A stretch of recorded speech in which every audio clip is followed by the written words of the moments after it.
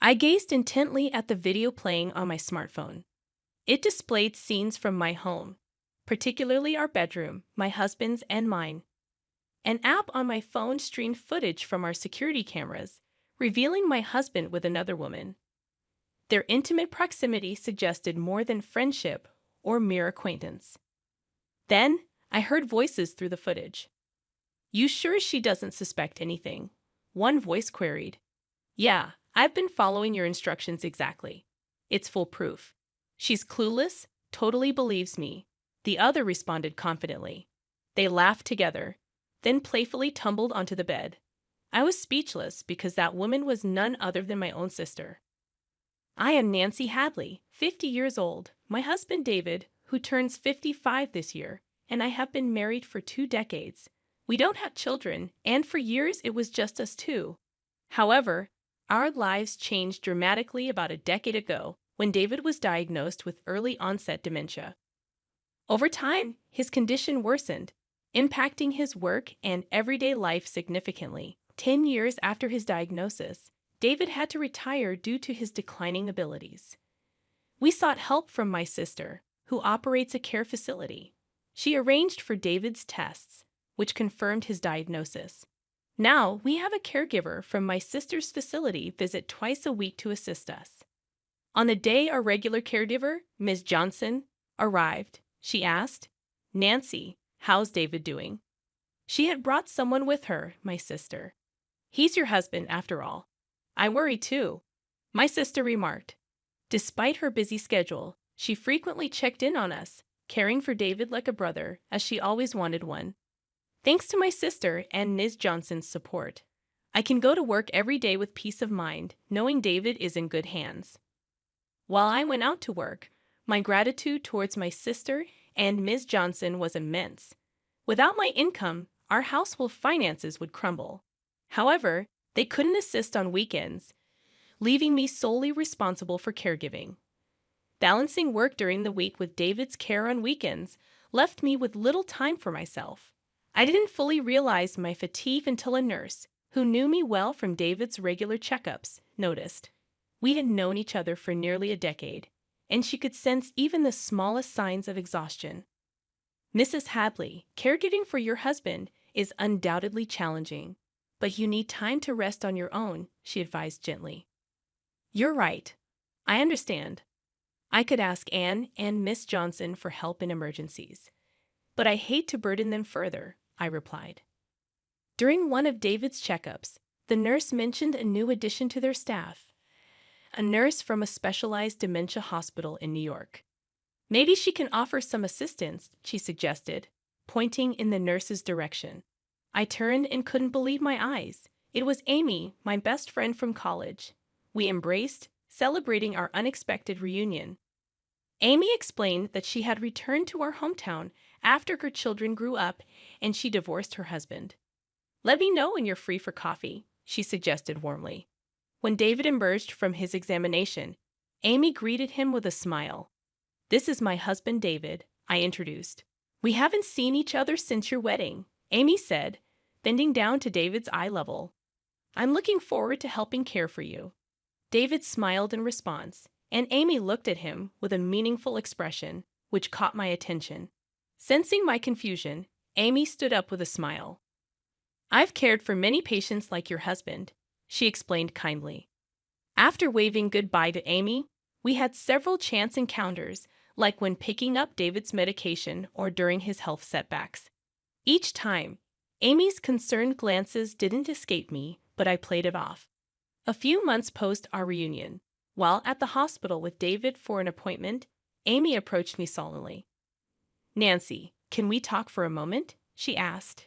As David went in for his examination, we found ourselves in a counseling room.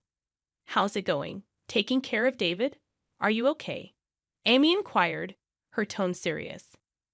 I'd opened up about David's health and the toll it was taking on me. Amy listened intently, appearing genuinely concerned.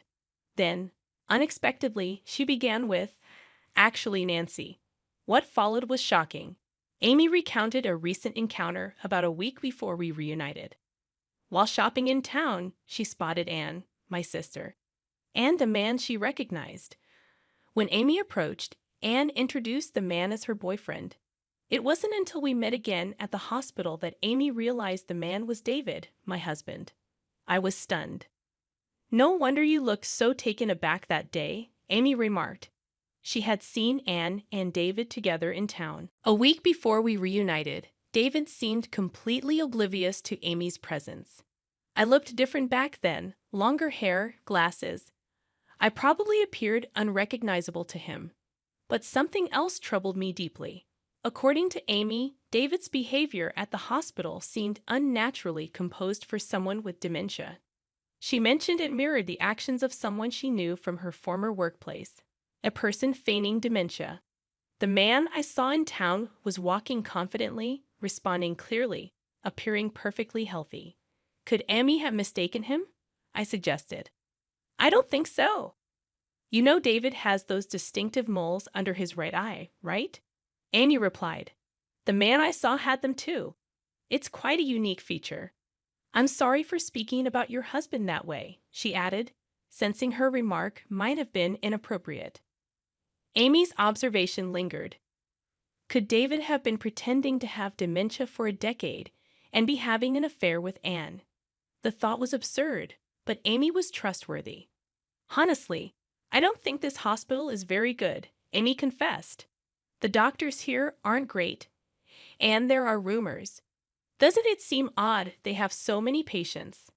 Struck by her words, I decided to take action. I bought a home security camera and discreetly placed it in our living room and bedroom to monitor while I was at work. Viewing the footage on my smartphone during breaks revealed a stark contrast. David's behavior was markedly different from what he showed me. He was neither lost nor confused about his surroundings. He was living a seemingly normal life.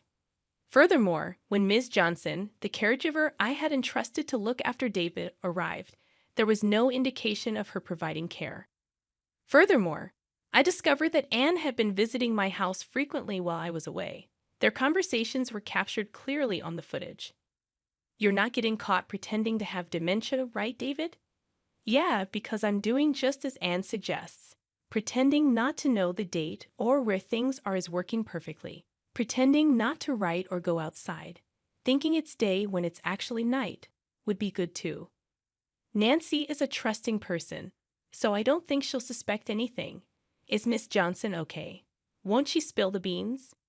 "She's fine. She's a single mom with a kid, so she needs money. I've been giving her a little higher salary, and she's been keeping quiet." After laughing together, they would flirt and head to the bedroom. I was left speechless when I saw the footage. I couldn't believe my sister and husband were conspiring behind my back, but the evidence was undeniable. A few days later, feeling compelled to confront Miss Johnson, who had been caring for David, I arranged to meet her the following Saturday.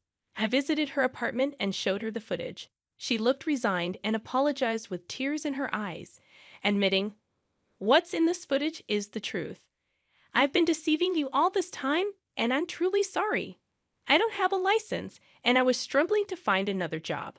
I had no choice but to go along with what Anne said because she hired me with such attractive terms."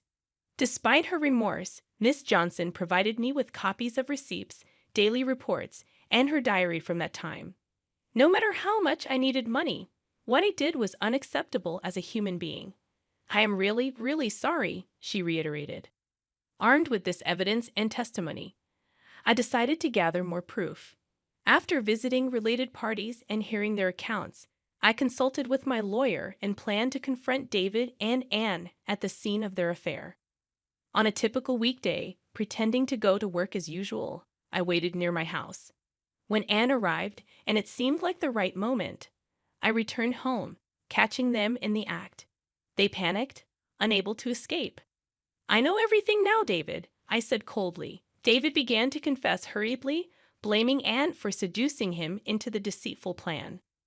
Anne went hysterical, raging against David for trying to duck responsibility. "Shut up! You're the one who kept pushing me into this," David retorted. Unable to tolerate their bickering, I intervened.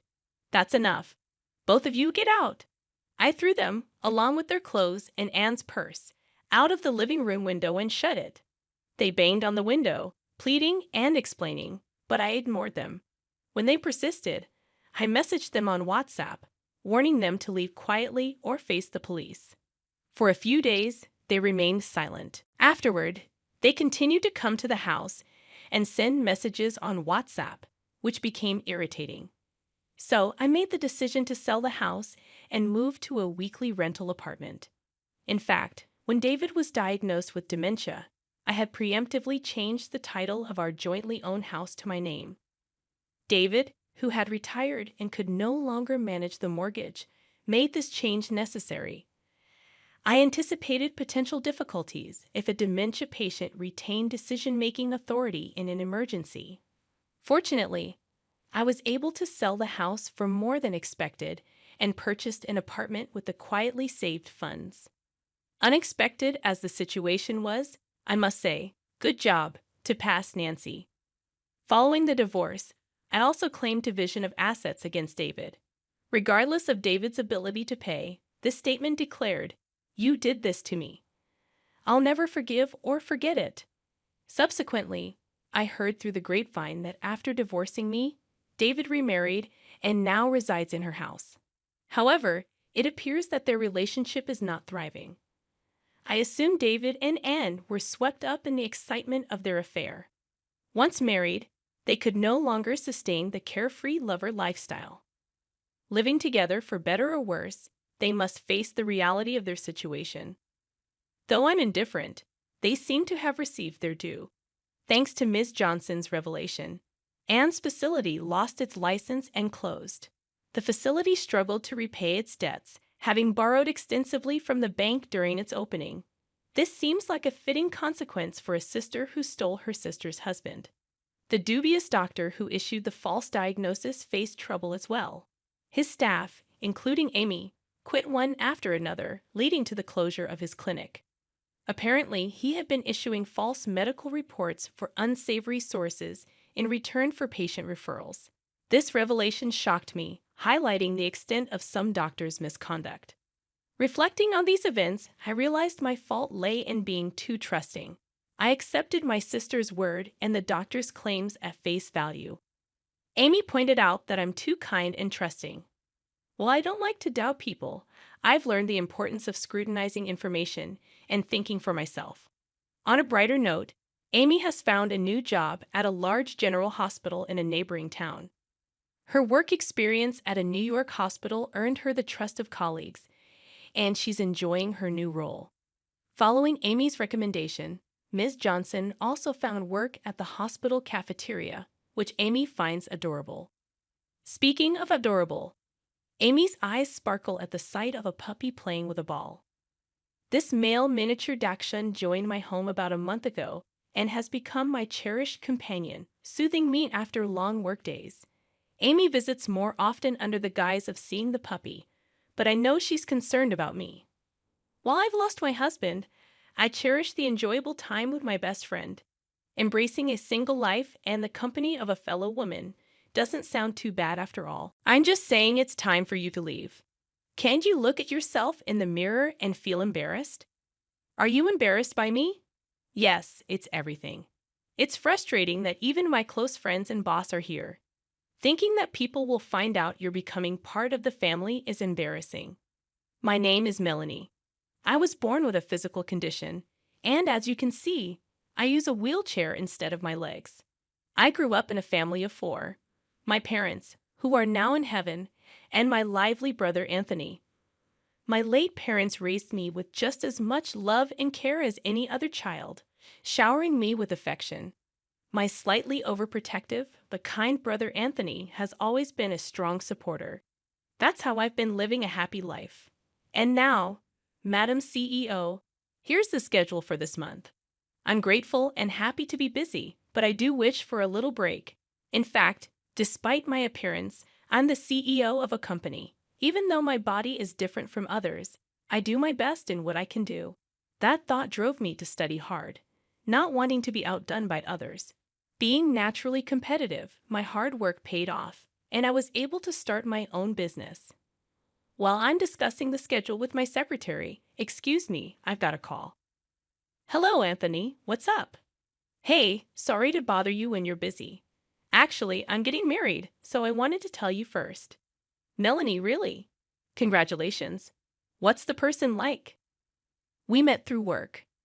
A kind person, really good at cooking and housework.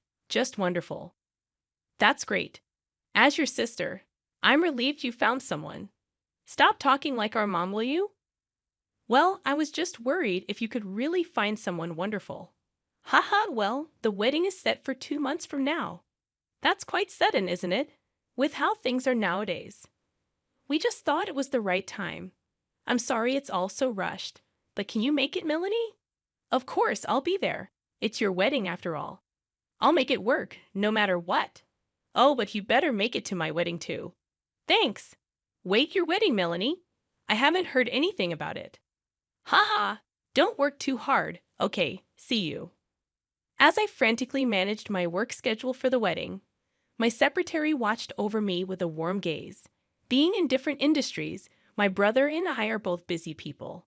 Despite never having met his fiancée even once, the day of the wedding arrived. As I was about to enter the venue, "Hey, you there. Wait a moment. Oh, are you talking to me? Aren't you, by any chance? What? It's obvious, isn't it? I'm the bride, the star of today's show. Nice to meet you. I'm Melanie, Anthony's sister. I'm glad to meet you. By chance, I met Victoria, the bride. I greeted her, but her attitude seemed off somehow. While I found Victoria's demeanor odd and was wondering about it suddenly. Hey, what's with this woman? I can't believe this. Victoria, what happened all of a sudden? Don't touch me, please. I wasn't informed about having a sister with such a condition. I knew Anthony had a sister, but not like this. I had no idea you were like this. It seemed Victoria didn't approve of my appearance. The reason she seemed displeased when we greeted each other was apparently this. What's the matter with you? I don't care if you're Anthony's sister or whatever. That's a separate matter. How will you compensate if you infect me with something? Please calm down. There's nothing about me that you can catch. Keep quiet. Your droplets are spreading. I can't believe this. People like you should have been mentioned beforehand. Finding this out on the same day as the wedding is the worst. What about me is the worst? You should figure it out yourself, right? Besides, Anthony and I are getting married, so I'll have to interact with you whether I like it or not. If people find out that someone like you is my sister-in-law, I'll be humiliated in front of everyone. Use your head a bit. Use my head? What do you mean? I'm saying you should be considerate enough to leave. Can't you look at yourself in the mirror and feel ashamed? Embarrassment? Am I an embarrassment to you? Yes, all of it. Everything. Ah, it's so frustrating. Even my close friends and boss are here. And to think that people will find out that you're becoming part of the family is embarrassing. Do you always think like this? Huh, that's none of your business. Since I've caught Anthony, the CEO, don't you dare get in my way. I was certain that my brother was being deceived by Victoria, who was clearly putting on an act. My brother, who was always kind and never got angry at all, had also been caught by a strange woman. Before, while remembering those times, I didn't want to cause any more commotion and spoil my brother's wedding further. Thinking of how important this day was for my dear brother, I decided, then I'll be leaving now. I'll just leave the gift here. Huh? I don't need money from someone like you who doesn't look like they could hold a decent job. You're just leeching off Anthony anyway, aren't you? I bet your gift is something measly, like $5, right? Is that so? Then I'll take this gift of $50,000 back with me. It's quite heavy, though. $50,000. Wait. If you had that kind of money, you should have said so earlier. I'll take it. Sorry, I've already put it away. It's impossible now. I'll be leaving then. No, you leave that gift here. And why do you even have that much money? Huh, I see now. That's money you took from Anthony, isn't it? No, actually, I run a company that develops skateboarding equipment with a global reputation. Despite how I look, I do make an annual revenue of $500 million. So, a gift like this is Then all the more reason to leave that $50,000 here. I'll use it for Anthony and my happiness. Honestly, I don't approve of your marriage with my brother. I can't accept someone like you who's only after his money marrying him. Stop raising your voice. It's your fault for being deceived. What's all this about, Anthony? When did you get here? Looking towards the voice, I saw my brother had appeared at some point. A shocked Victoria said, this is… Well, what are you talking about, brother? No, it's not like that. I'm not after the money at all. I just genuinely wanted to support and be there for you, Anthony. Don't say such things. Hey, Victoria, what did you say to my precious sister, Melanie? What did you mean by what you said to Melanie, Anthony? Ahaha. Why are you so angry? It doesn't matter to me if you're after my money or whatever. You can do as you like. It's my responsibility. And even if we break up someday, I won't be angry. But what I absolutely won't forgive is you disrespecting my dear Melanie. I was very surprised to see my usually gentle and never angry brother raise his voice. But I also felt genuinely happy to hear him standing up for me. Meanwhile, Victoria, scolded by my brother, was, well, then she can attend the wedding. Okay, so first, Anthony, let's calm down, all right? What do you mean she can attend? We don't need your permission after all. Do you really think I'd go through with a wedding with someone who has been so cruel to Melanie, the most important person in my world? There's no way that's happening. Is there? Why not? I just said your sister can come. That doesn't matter anymore. I can't and won't become family with a woman who insults my family. We're breaking off the wedding? Off the wedding? Why? Both Melanie and I were left by our parents who went to heaven when we still wanted them around. Melanie cried out of loneliness. But you know, she tried to cheer me up when she saw me down. Even though she wanted to cry herself, she held it back and instead gave me the brightest smile. At that time, she was just a kid in elementary school, and I was already in high school, a grown man. She held back her tears so much more than me and told me to smile. That's how I got back my strength. Brother, you remembered that?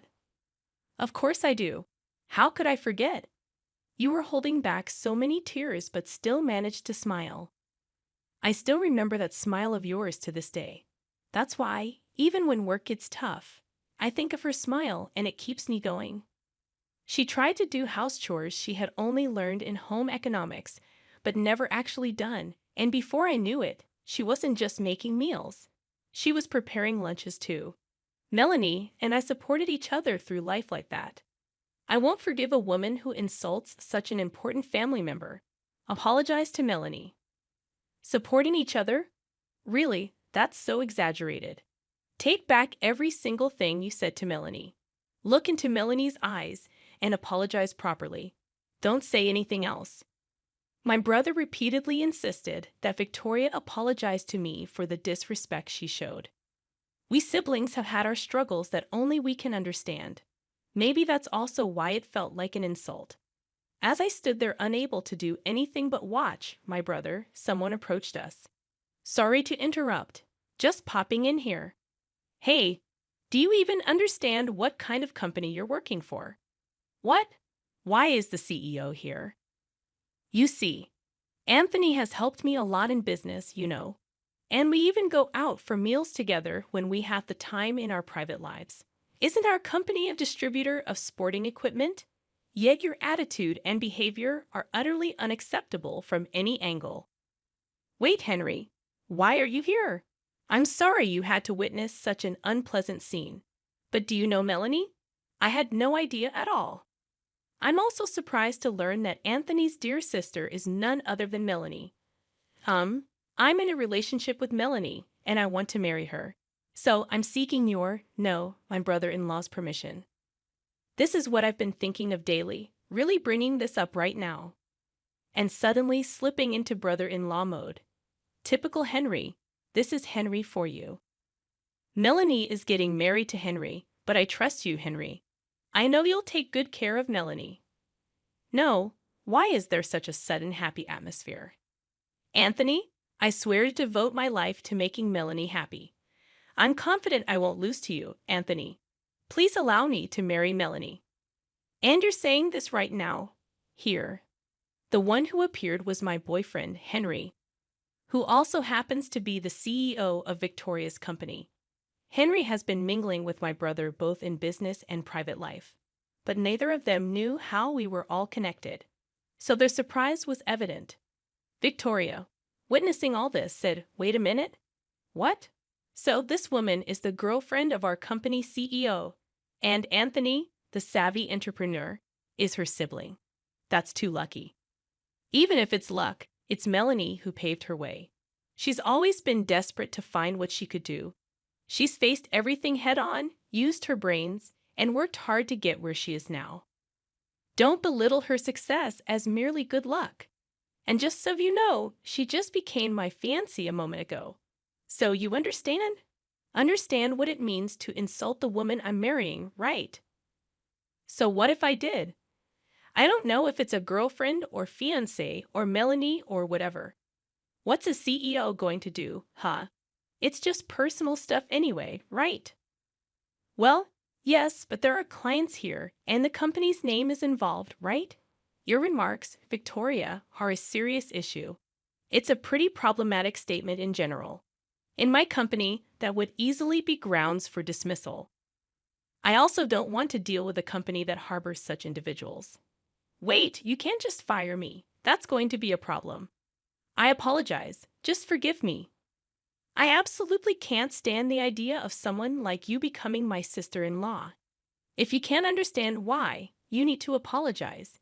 There's no point in talking any further. Wait, please. Both breaking off the wedding and getting fired are problems. How am I supposed to live if that happens? Why don't you just look for another company? I'm done with you. But at least get me a job at your company, Anthony. What? Your way of thinking is messed up. There's no way you'd get hired after all this. Anyway, it's impossible because I'm Anthony's family. It's embarrassing, isn't it? Victoria, realizing she's about to be both broken off and unemployed, was panicking. It's not embarrassing. I just misspoke earlier. If you call it misspeaking, doesn't that mean you actually think that way, Victoria? Do you really have any intention of apologizing? It doesn't seem like it, does it? I've had many people look at me in various ways, but you're the first to hurl such abuse directly at me. It was quite a shock. Now I understand firsthand that there are people who think like you. Wait, does that mean you'll forgive me? No, I won't forgive you. Who wouldn't be upset after hearing such things? Would you be happy if it were you, Victoria? If it were me, I'd probably respond twice as harshly. That's how it is. It's going to be tough for you from here on. But good luck, because marrying a woman like you who lacks even a shred of compassion is impossible. Marrying someone who spews hurtful words so easily would probably disappoint our parents in heaven too. That's true. Mom was kind, and Dad was very compassionate. I see. I just realized my ideal image of a couple was that of my parents. I was too slow to realize I want to become a couple like that with Henry, you know? We can become like them together, Melanie. Ah, Henry, would you mind letting go of Melanie's hand for a moment? It seems that your mind settled down completely, brother.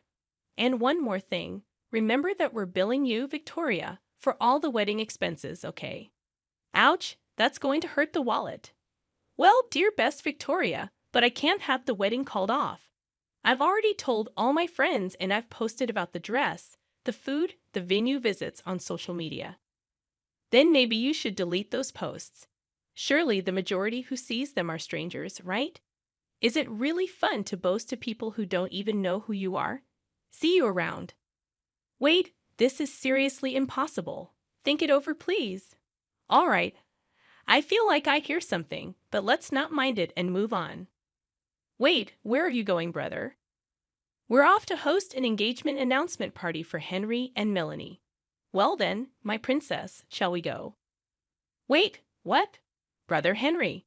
Hey, this is suddenly so embarrassing. Thanks to my brother's thoughtful arrangement, the wedding was transformed into an engagement announcement party for Henry and me. Many work colleagues were invited, and there were lots of mutual acquaintances. As soon as Henry and I greeted everyone, my brother burst into tears. Some people laughed at the sight, while others, perhaps empathizing, shed tears too. Thanks to my brother's good nature, Henry and I could announce our engagement in a warm atmosphere. Meanwhile, Victoria was expelled from the venue. As my brother said, Victoria ended up paying the entire cost of the ceremony, and she had to take on debt to make the payment. Victoria had hoped to flaunt the titles of CEO's wife and working celebrity for a while after the marriage. However, reality was harsh. She was dismissed from her job, and instead of being a CEO's wife, she's spending her days chased by debts. Moreover, unluckily, since she planned to live with my brother, her apartment was already terminated. Some people in the same industry claimed to have seen her in the park, but whether it was really Victoria remained unknown. And as for me, Melanie is finally getting married. Don't worry, the two of us will live happily together. That's right, brother. Henry is trustworthy. I know it's safe, but still, what's this feeling?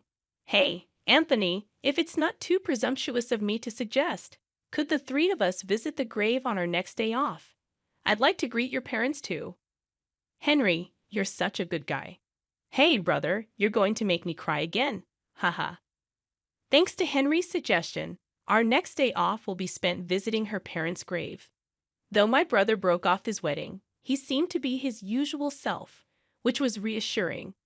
I hope someday a wonderful person appears for my brother too, and that he becomes the happiest man in the world. Thinking such thoughts, I felt my brother share the same feelings. Looking up at the sky, there was a clear blue expanse without a single cloud. Watching the profile of my brother gazing at the sky, I silently conveyed in my heart, "Thank you for raising me with so much care." When I checked my phone, I noticed I had 13 missed calls, all from my mother-in-law, Martha. Not again, I thought to myself. Just then, my phone vibrated again. I answered reluctantly, and Martha's voice came through, filled with anger. She demanded to know why the monthly allowance of $3,000 hadn't been sent yet. I tried to explain that the payment hadn't been deposited, but Martha ignored my circumstances and only focused on her own desires. I couldn't tolerate her insensitivity any longer. In desperation, I finally told her that her son had passed away, so I couldn't send any allowance. My name is Jennifer Smith. I'm 32 years old, and I work at a major financial firm while also managing household responsibilities. I married 2 years ago. I met my husband, Mark, through our shared hobbies. He was kind and had a warm smile that drew me to him. We quickly fell in love, got engaged within a year, and believed we were perfect for each other. After a smooth courtship, we married. But then came the problem. Martha, my mother-in-law, her husband had passed away. A few years ago, Mark's family situation became apparent to me. Since Mark didn't have any siblings, his only remaining family was his mother, Martha. The trouble started when I visited Martha's home for the first time to introduce myself before our wedding. "Nice to meet you, Martha," I said. Martha clearly showed her displeasure and responded, "So you're Mark's fiancée?" "Yes, my name is Jennifer Miller." Martha then commented, "You're a rather plain girl. I wonder what Mark sees in you, huh?" I couldn't tell if she was joking or being serious, but her words shocked me deeply. Seeing my reaction, Mark frowned at his mother. "Hey, Mom, what's with the sudden harsh words? How can you say such things to the person I chose?" "No, Mark. I'm just trying to choose a suitable woman for you," Martha replied. Mark retorted, "Choose? I'm the one who chose her. You have no right to meddle. Don't say it in such a cold way. I'm just telling the truth because I care about you." Mark argued with his mother about supporting our relationship, but the tension only grew. It was awkward for me to witness this clash between them, especially since it was my first meeting with Martha. Despite the discomfort, we managed to express our intention to marry. As we were leaving, Martha called out to Mark, sounding somewhat disgruntled. "Mark, can I have a word? You're going to keep that promise after you get married, right?" "What promise?" Mark asked. "You know about the allowance," Martha replied. Mark agreed to take care of it, but asked to discuss it later. This conversation left an uncomfortable atmosphere between my husband and his mother, thick with tension. In the car on the way home, I asked Mark about the allowance issue. Hey Mark, about the conversation you had with your mom as we were leaving. Yeah, I should have told you about it, Jennifer. After my dad passed away, I've been sending money to my mom every month. How much? I asked. $2,000, Mark admitted. $2,000? I couldn't hide my surprise. Mark sighed deeply and explained slowly. Actually, my mom has a debt from a long time ago, when she lost a lot of money at a casino.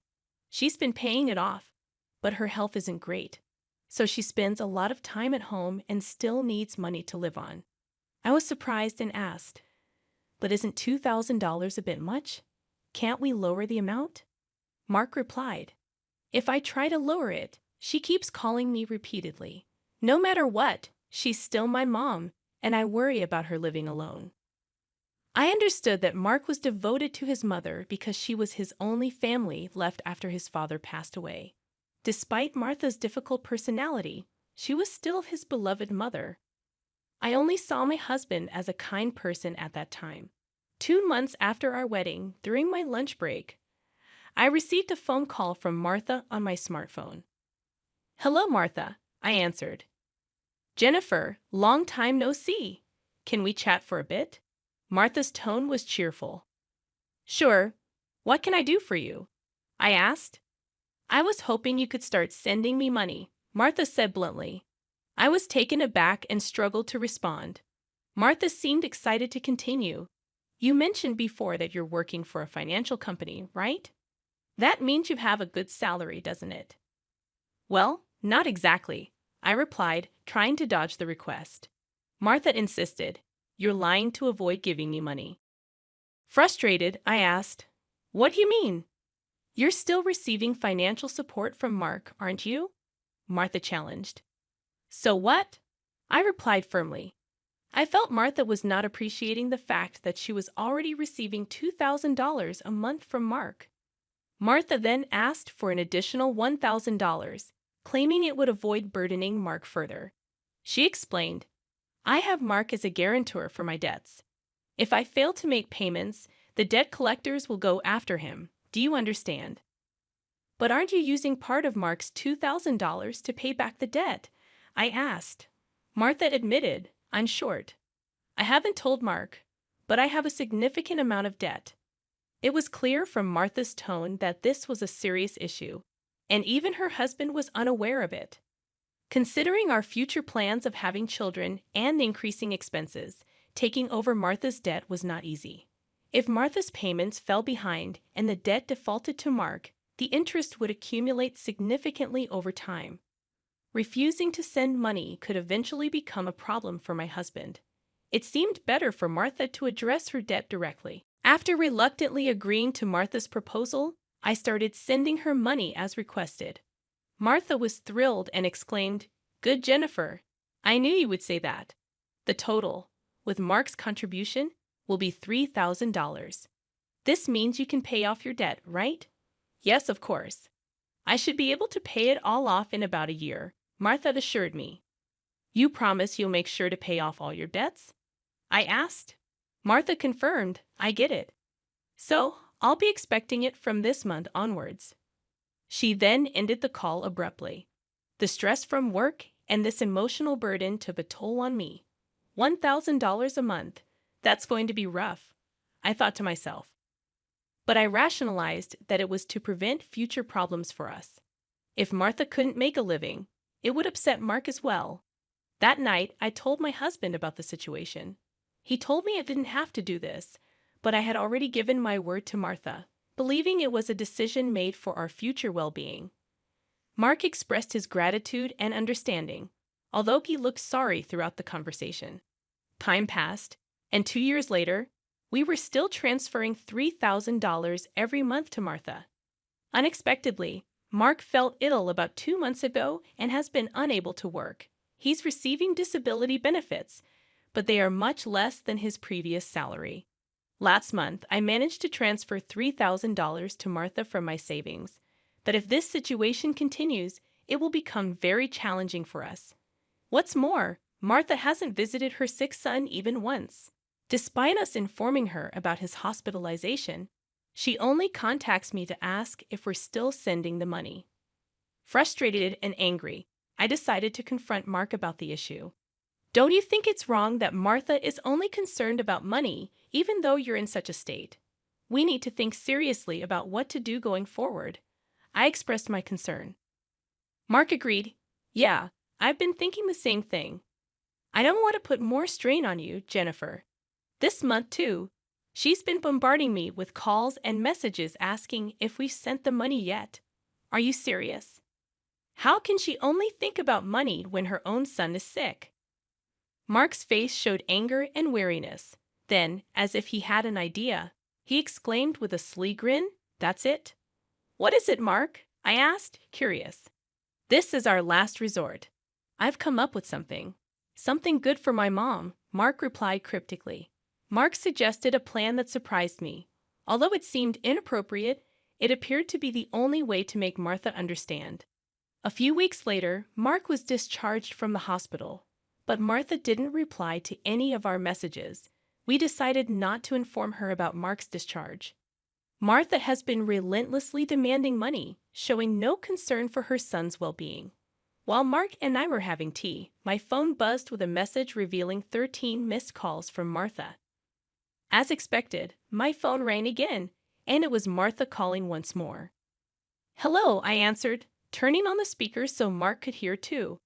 Martha immediately shouted, "Where's the $3,000 for this month?" "Excuse me, Martha. The money hasn't been transferred yet," I replied calmly. "I don't care if he's in the hospital or whatever. It's none of my business. You're working at a good place, right? You must have plenty of savings. Hurry up and transfer it here," Martha demanded angrily.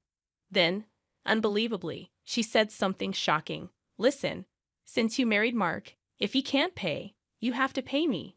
Understand? If you refuse, I'll make you the guarantor. Got it?" At that moment, something inside me snapped. Martha was openly displaying her greed without considering our situation at all. I had reached my breaking point with her. She didn't even try to reflect on her own actions. I had no choice but to resort to the last resort. I firmly declared into my smartphone, "Mark has passed away. I can't send you any more money." Martha responded with baffled disbelief. "What?" This was the last resort that Mark suggested, lying to Martha about his death to see her reaction. If she showed any sign of sadness or reflection on her behavior and apologized, we would continue to support her financially. But if she didn't and demanded money, we would sever ties completely. Deep down, I thought even a money-driven woman like Martha would deeply reflect on her actions upon hearing that her own son had died. However, Martha burst into loud laughter. "What's so funny?" I asked, taken aback. "Well, isn't it obvious? If Mark is dead, that means his inheritance will be distributed to me too. I've been looking into it since I heard that Mark was sick," Martha said callously. I never thought that when she first heard that her son was sick, she wouldn't look into treatment, but into how the inheritance would be divided. I thought to myself, overwhelmed with anger and disbelief. My husband seemed to feel the same way. As our eyes met, he slowly nodded. This was the signal to continue with the plan. Once again, I said firmly to Martha, "Martha, did you hear what I said? Mark is dead." Martha's response was heartless, I heard. "What about it? Aren't you sad your own son passed away before you? Just make sure to send me some. I won't let you get away with not doing it." With that, I hung up the call, feeling numb. I glanced at my husband, who looked visibly shaken and red with anger. "Mark, are you okay?" I asked, concerned. "I'm cutting ties with her. She'll likely come here," Mark replied decisively. As expected, a few days later, Martha showed up at our house. I decided to hide my husband in the next room and confront Martha myself. As she approached me, she looked furious. "Hey, give me Mark's inheritance right now," Martha demanded aggressively. I responded firmly, "He's already dead, isn't he? It's pointless to say anything now." Yet you never even visited him. Are you really his mother? You're so annoying. I won't give you anything." Martha continued to press. "Give me the inheritance right away. I don't mind getting a lawyer." Realizing that further conversation was useless, I thought to myself that my husband should come out now. As he emerged from the next room, Martha was startled, as if she had seen a ghost. "Mark, why weren't you dead?"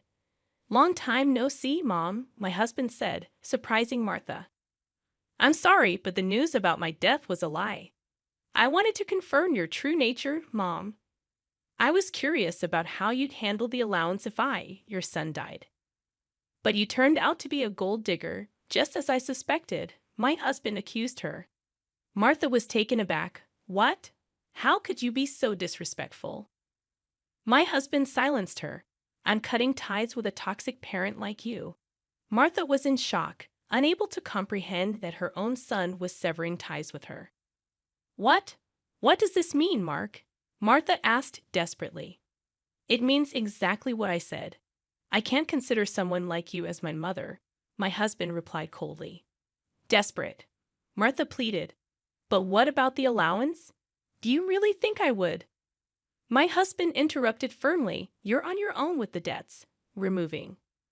Martha tearfully reached out to my husband, but he forcefully shook off her hand, looked at her coldly, and said, "I don't care about your living expenses. You have been living off us without even a single apology. I really understand your despicable nature now. Don't you dare show up in front of us again." Martha begged, "Wait, Mark. Are you going to abandon your mother?" Ignoring her pleas, my husband grabbed Martha's arm, dragged her to the front door, threw her shoes and bag outside, and chased her out of the house. Martha made a scene outside for a while but eventually disappeared, perhaps unable to withstand the scrutiny of the neighbors.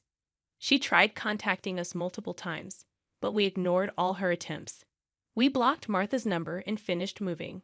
Regarding the matter of co-signing for the debts, it became invalid since Martha had made Mark the co-signer without his consent. Therefore, he was not responsible for her debts. Without the allowance from us, Martha seems to be leading a miserable life. It's only natural since she had been using the allowance for her gambling habits instead of paying off her debts. She still has a mountain of debts and is chased by debt collectors every day. Unable to gamble anymore, she seems to be working from dawn to dusk. It's unlikely that she will be able to pay off her debts completely, and she will have to keep working until she is unable to move. As for us, we are enjoying fulfilling days in our new home. My husband's condition has stabilized, and he has returned to work. Moreover, there's a new life growing in my belly, and we're going to have an additional member in our family next year. From now on, we want to spend happy days as a family of 3. Do you want to come over to my place?" Those were the words that started everything between the girl and me. She looked like she was just sleeping. It had been a while since I last saw my sister. She quietly closed her eyes, not laughing, not crying, just sleeping in the cold coffin. Seeing her like that, the word "passed away" vaguely crossed my mind, but she didn't look dead at all. Her expression was so peaceful, it felt unreal. She was still so young, someone murmured sadly. My sister was in her mid-30s. After a period of overwork and irregular living, she suffered a stroke. Her life should have had much more ahead. There must have been so many things she wanted to do, and she must have regretted it the most. What will become of Melanie? Someone's words shifted my gaze to a certain direction. In the far corner of the funeral home, a girl was holding my sister's portrait dearly. That was Melanie, my sister's only daughter. My sister married young and had a child, but her happy marital life didn't last long, and she soon divorced. Are you going to be okay on her own? Back then, our parents were very concerned about her, suggesting she should come back home because of her job and the child from her former husband. Yet she declined with a smile. "I'm fine, leave it to me." Even now, thinking back, that line was very much like her. She was exceptionally responsible and family-oriented. That's probably why she said that, not wanting to trouble our parents. True to her word, she raised her daughter Melanie admirably. I hadn't seen Melanie since she was little because my sister was always so busy. When I saw Melanie again after such a long time, she was already a high school student, and I was amazed at how quickly she had grown. What will Melanie do now? Thinking about her future made me feel anxious, as if it were my own business. Mom, what's going to happen to Melanie now? In fact, she's going to a facility. What? I couldn't grasp the words immediately. It might have been the obvious course of action, but since Melanie was already alone and probably feeling lonely, being in an unfamiliar place could make her feel even lonelier. She must have cried a lot. Her eyes were red and swollen, her slender body shaking slightly as she hugged my sister's portrait tightly. Seeing Melanie and my sister's smiling face in the portrait made me want to help her, and before I knew it, I was walking towards her. "What are you doing, Carl?" I heard my mother's voice calling me, but I couldn't pay attention. "Melanie." I stopped in front of her and called her name, and she slowly looked up and stared back at me. "Carl." Her voice calling my name was trembling as if she was about to break. I bent down to meet her gaze and spoke gently. "Melanie, if you want, would you like to come to my place?" Hearing my words, her eyes widened. "Carl, what are you saying?" My mother hurried over and grabbed my shoulder, but I reassured her and continued, "If you really want to go to a facility, then that's fine. But if not, come stay with me." While saying that, I suddenly remembered my sister's dazzling smile that I had seen since I was young. I want to protect this girl for my dearly beloved sister's sake. Melanie was staring at my outstretched hand, hesitating. I waited, not rushing her, letting her make the choice. "Yes, I'll go," she said, looking at me with a determined gaze as she gently placed her hand in mine. If Mom could see this, she'd definitely cry. "Yeah, I think so too." After that, we convinced my mother and the relatives, and I went back to my house with Melanie.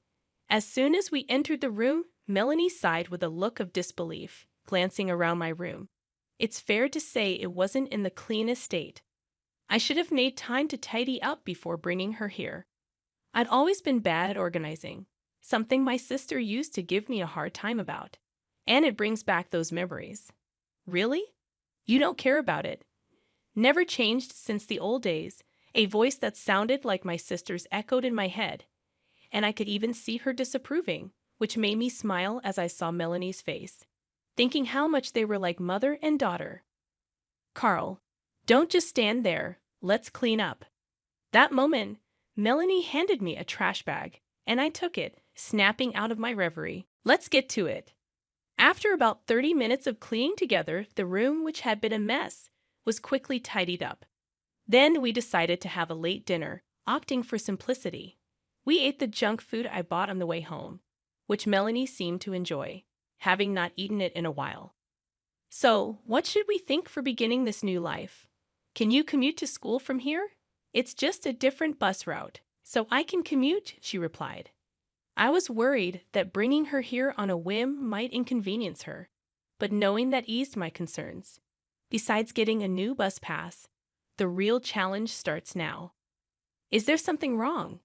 Melanie swallowed nervously, showing an anxious face. "It's about cooking." "Cooking?" She didn't seem to understand at first, so I made sure to clarify. "I'm not good at cooking," I said it with a serious face, releasing a heavy atmosphere, and she looked at me, blinking in surprise. I wonder if she thought it was odd for someone who's lived alone to say that. Up until now, I've been getting by with fast food or ready-made meals from the supermarket. But with Melanie living with me, it's a different story. It's not great for someone her age to have an unbalanced diet. As I looked down, unable to bear the silence, she suddenly burst out laughing. I hesitantly looked up, and she was shaking with laughter. "This is a big deal for me, you know. Eating bought meals every day isn't really good, right?" "I know, that's true." Her continuing to laugh made me feel embarrassed, yet seeing her smile like that was somewhat reassuring. Mom was right. "What do you mean?" Mom used to say a lot, "Carl is kind and decent looking, but when it comes to cooking, he's really hopeless." She smiled. I was surprised my sister had talked about me like that. "I'll do the cooking. If I don't do anything after being brought here, Mom would scold me. Melanie's smile was bright. Simultaneously, her voice sounded pained and sorrowful, which just made my heart ache. I tried not to cry, just like she did, and put on a smile as I said, "Thank you, that would really help.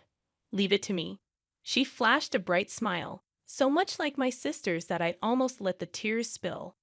But I quickly looked away so Melanie wouldn't notice. "Carl, what's wrong all of a sudden?" "No, it's nothing. Just got something in my eyes. If I started crying now, I'd only make her worry unnecessarily. Plus, she's been putting on a brave face with a smile since the funeral, not shedding any tears. I needed to be strong too, I thought." After that, the days went surprisingly smoothly. "Good morning, Carl." Turns out Melanie is a morning person. By the time I got up, she had already made breakfast and sandwiches for lunch, which really surprised me at first. Moreover, every dish she made was delicious. She learned from her mother since she was a kid. "You're not a morning person, just like Mom. I'd always used to get up early. Actually, not always. But I wanted to seem like a good uncle in front of my niece, so I bragged a bit." Melanie was not only good at cooking, but seemed to be skilled in all household chores, teaching me various things. On days off, sort the laundry by colors to prevent color transfer, trying not to laugh at her slightly proud posture. I responded, "Yes, Teacher Melanie." Though I was a bit anxious at first about how things would turn out, she was very capable, and all in all, we had fun. More importantly, I found myself feeling reassured by her gradually increasing smiles. Ever since the day I brought Melanie here, I've been reminded of my sister's words over and over. For me, my girl is like. One night, past 1 o'clock a.m., as I was about to go to bed, I noticed light coming from Melanie's room. "Huh? What's she doing up at this time?" Curious, I peeked into her room and saw her focused on her desk. She was oblivious to my presence, right? She's a high school student, a senior, in the midst of choosing and preparing for college. According to what my mother told me, her grades are among the top in her class. Despite that, she always helps out around the house. Maybe I've been making her worry unnecessarily. That's when an idea struck me. Okay, this is it. It's Melanie who's working hard, and it will be her who faces the outcome, not me. There's not much I can do for her, but that's exactly why there are things I can do. Ouch! Hot water splashed onto my fingertip, the sound echoing in the quiet kitchen. Did Melanie hear that? For a moment, I tensed and expected a reaction, but there was silence. I breathed a sigh of relief. All right, this is good. Later, I visited her room again. After knocking softly a few times, I slowly opened the door. Melanie, startled by the sound, turned around with a jerk. "What's up?" Seeing the study notes filled with dense text on her desk, I could tell how hard she's been working. "May I come in?" Sure, given she's a teenager. I asked for permission before stepping into her room. Then, I offered her the tray I was holding. "I remember your mom mentioned you like hot chocolate, so here." Melody took the tray, her eyes lighting up at the sight of the hot chocolate and hot dog, her face breaking into a happy smile. Hot chocolate and hot dog. That's an odd combo, right?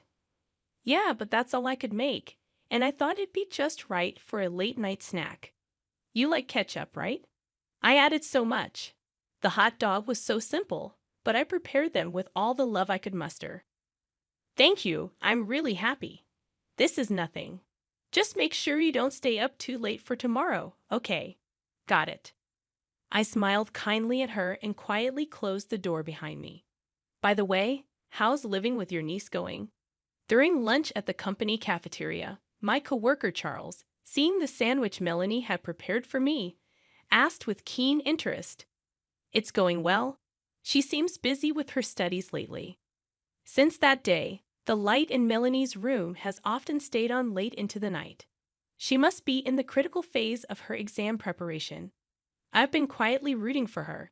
Last time I asked, she was about elementary school age. But now she's already that old. But really, it's amazing.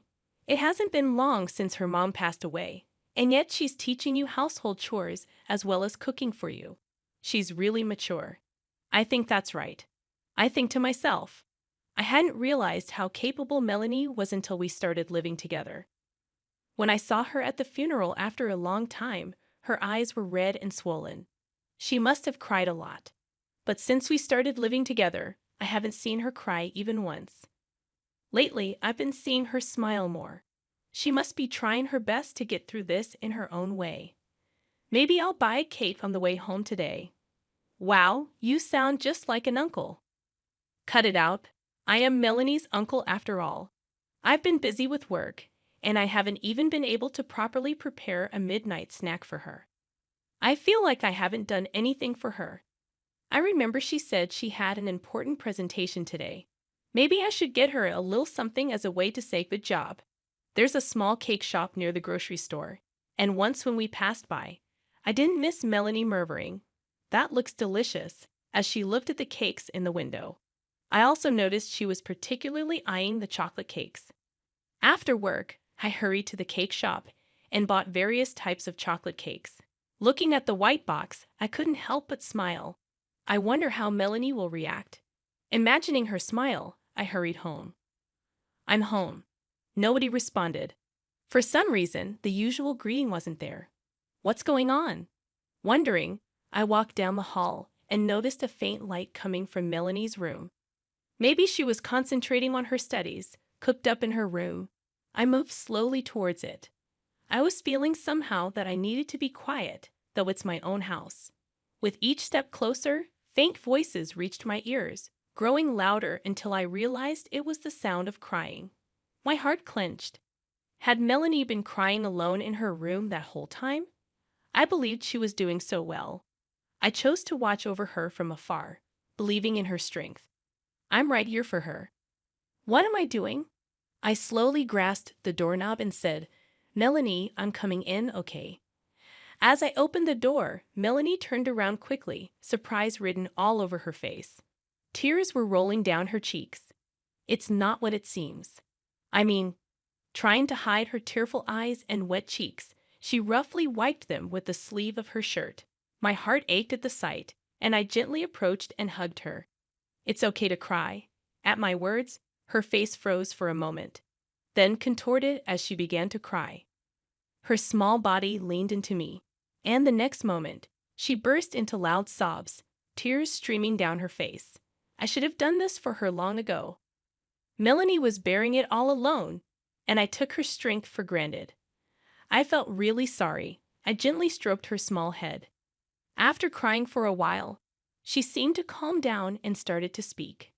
I've been trying hard with my studies, but after Mom passed away, my grades dropped, and I felt so frustrated. I want to do well for Mom, but it's been hard. I don't know what to do. I wanted to give something back to her. Hearing her earnest feelings, my eyes welled up. I remembered something my sister used to say. Mom always said that you are her treasure. Really, for me, my girl is a treasure. The look on my sister's face when she thought about Melanie was full of love. It was clear how deeply she adored her daughter. You don't have to push yourself too hard. Just by living happily every day, Mom would be happy. And as for studies, there's always a chance to make up for it. You've done your best, and that's enough to repay her.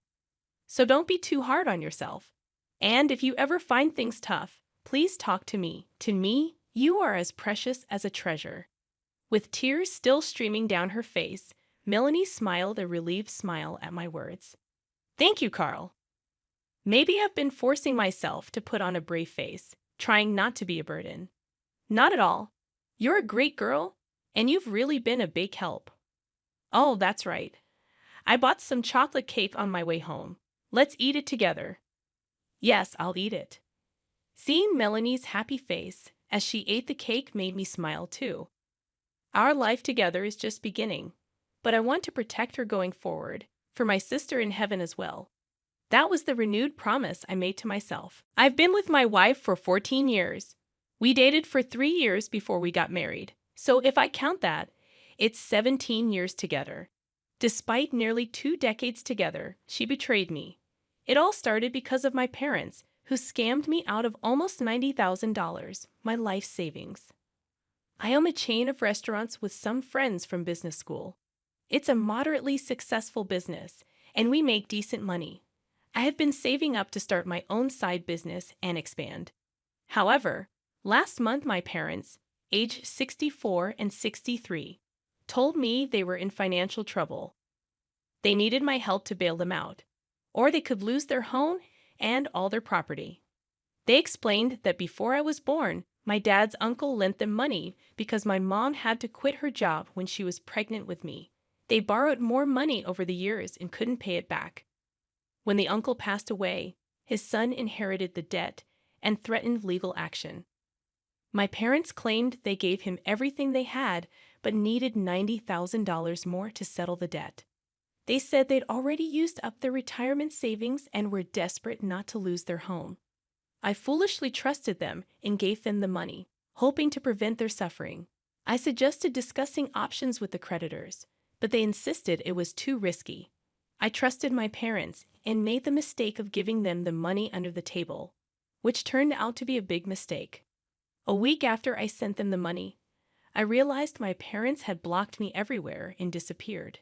They sold their house shortly after receiving the money and left without telling anyone.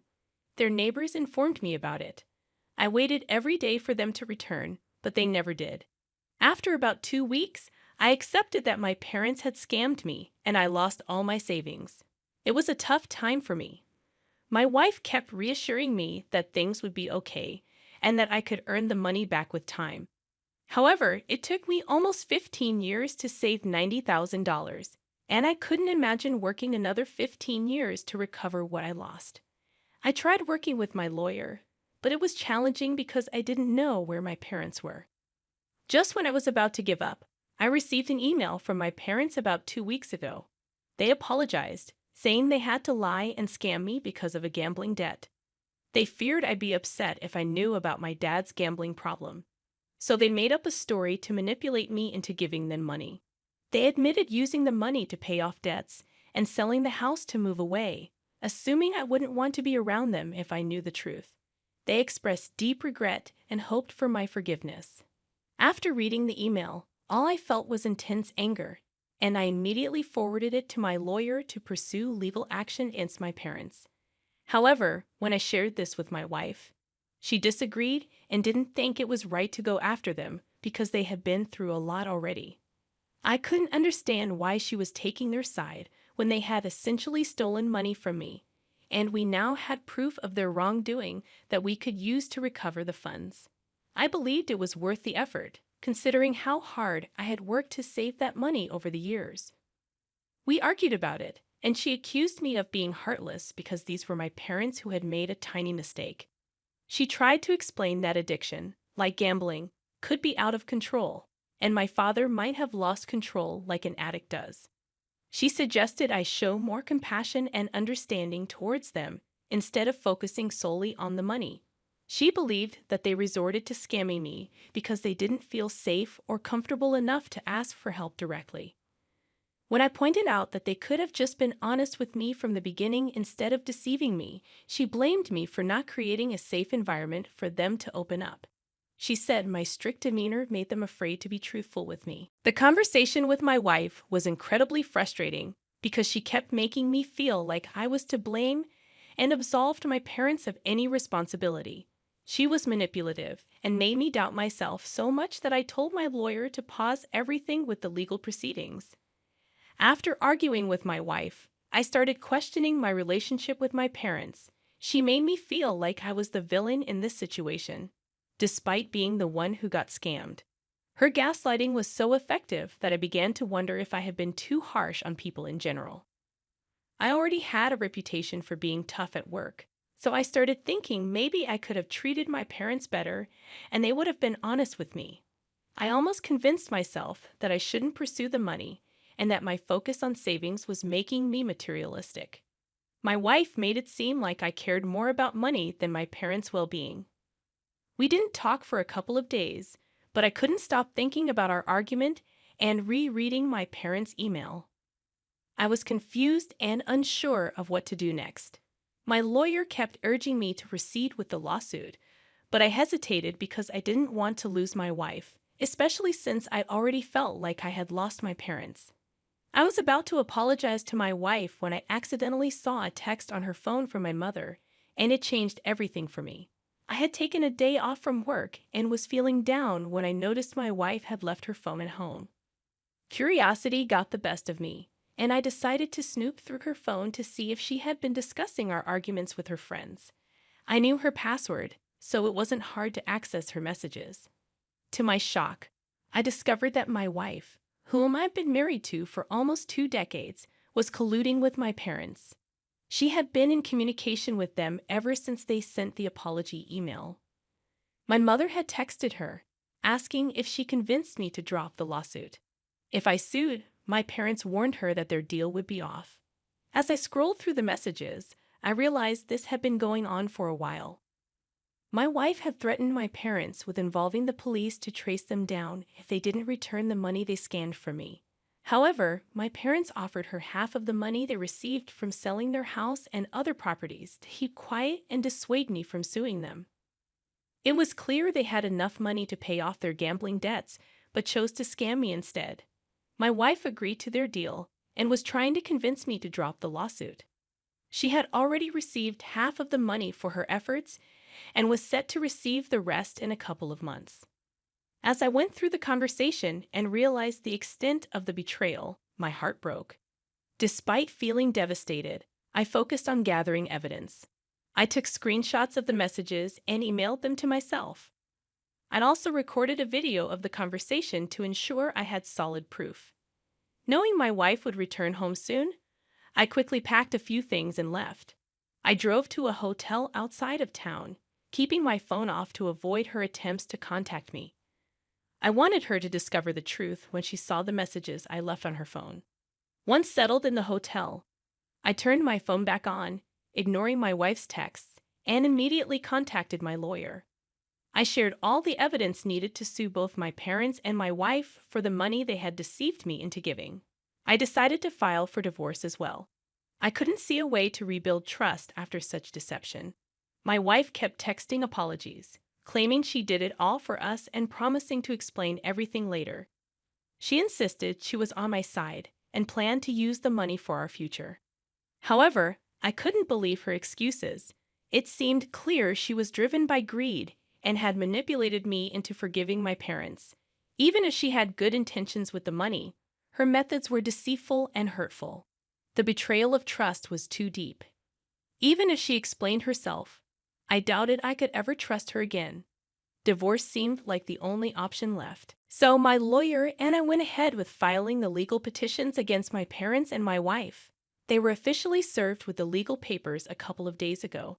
It was tricky for my lawyer to find my parents, and we had to hire someone professional to locate them. Eventually, we managed to serve them in person, which was what I wanted. After they were served, I didn't hear anything from my parents, but my wife has been reacting strongly. She's been messaging me nonstop since she got served with both the divorce papers and the lawsuit. I can tell she's desperate and keeps asking me to reconsider the divorce. She says she made a mistake and wants to make things right, but I'm feeling torn. I know I'm hurting her, and it's tough to deal with her constant texts and pleas. We've been together for 17 years, and she kept telling me she was acting for our benefit. I'm just really confused about what to do. I feel like I have no choice but to proceed with the divorce, especially because I believe she manipulated me into forgiving my parents. Update 1. It's been 3 weeks since I filed the legal petitions, and during that time, I decided to block my wife because I felt like I had nothing more to say to her. She kept trying to reach out and convince me to come back for about a week before I finally blocked her. Part of my decision came from the advice I received here. Many people pointed out that my wife's actions were a huge red flag. I realized that my love for her had clouded my judgment. Deep down, I wanted to believe she would never betray me like this, but I couldn't ignore the truth anymore. She manipulated and betrayed me, and I doubt she would have ever come clean on her own. After such a deep betrayal, I don't think I could ever trust her again, no matter how much I loved her. Blocking her was actually a relief, and it helped clear my head. The legal proceedings against my parents and my wife are moving forward, and things are looking positive for me. I'm confident I'll get my money back. My parents are facing the consequences of their lies, and my lawyer and I are determined to hold them accountable. They already seem unhappy about the situation. On the day of our first settlement negotiation, my goal was to ensure my parents looked and felt as unhappy as I did when they scammed me. My wife also tried to talk to me that day, which was difficult, but I managed to avoid her and return to the hotel without interacting. Now, my plan is to continue avoiding her until all of this is over. It's going to be challenging, but I'm determined not to speak to my wife under any circumstances. I'm afraid that talking to her might weaken my resolve, and I can't risk going back to her. I know she can manipulate me, as she almost did before. I have very little self-control when it comes to her, so it's safest for me to avoid any contact. Dealing with her legally is already tough enough for me. I can't handle more than that. So my focus right now is on avoiding her as much as possible until everything is resolved. Update 2. Today, my wife unexpectedly showed up at the hotel where I've been staying. I was surprised when the hotel front desk called me to let me know she was there. I hadn't told anyone besides my lawyer and a couple of trusted friends where I was, and I knew they wouldn't have shared my location with her. When I spoke to her, she explained that she had been searching all the hotels in town for the past few days to find me. Now that she had located me, she insisted on having a conversation. Feeling unsure of what to do, I invited her up to my room because I didn't want to argue in the lobby. Once in the room, we sat in awkward silence until she finally spoke up. She asked me to stop the divorce proceedings, which caught me off guard. I couldn't believe she was bringing this up again. I firmly told her it was already bad enough that she showed up uninvited and that she shouldn't make things worse by pressuring me. She then tried to convince me by saying she would testify against my parents to make things easier for me if I stayed with her. I explained to her that this wasn't how things worked. She couldn't just turn against my parents and expect me to take her back. Our relationship was beyond repair, and I had already made it clear that I wanted to leave. She couldn't accept that our marriage was ending. I tried explaining that I was fighting to end it, not fix it. She started crying and asked why I was punishing her when she had learned her lesson. Her reaction seemed absurd to me. I chuckled because she made it sound like I was a strict teacher, not her betrayed husband. I clarified that I wasn't punishing her. I was protecting myself. Staying away from her was what I needed for my own well-being. Despite my explanation, she kept crying and insisted she was acting for our benefit. She didn't want to throw away over a decade of her life for a mistake. I felt miserable too, but I couldn't trust her anymore. I needed her to understand this. I gently explained that I couldn't be with her, even though I loved her, because she had hurt me and broken my trust. Once trust is broken, it can't easily be repaired.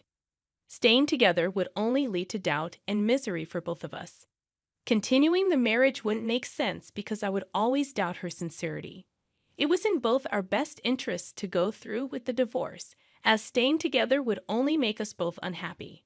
Instead of trying to accept it, I thought I was making progress with her until she stood up and told me I was wrong. She said she loved me and wasn't ready to give up on our marriage because of a misunderstanding. Then she walked out. Now, I've been sitting here for the past hour wondering what to do. It's really frustrating because this could be a straightforward divorce, but she's making it much more difficult. I told my lawyer about it, but there's not much we can do if she doesn't want to get divorced. It's really frustrating, but I feel stuck and can't do anything about it. Just wanted to give you all an update on the legal process. It's still ongoing, but I'm definitely winning.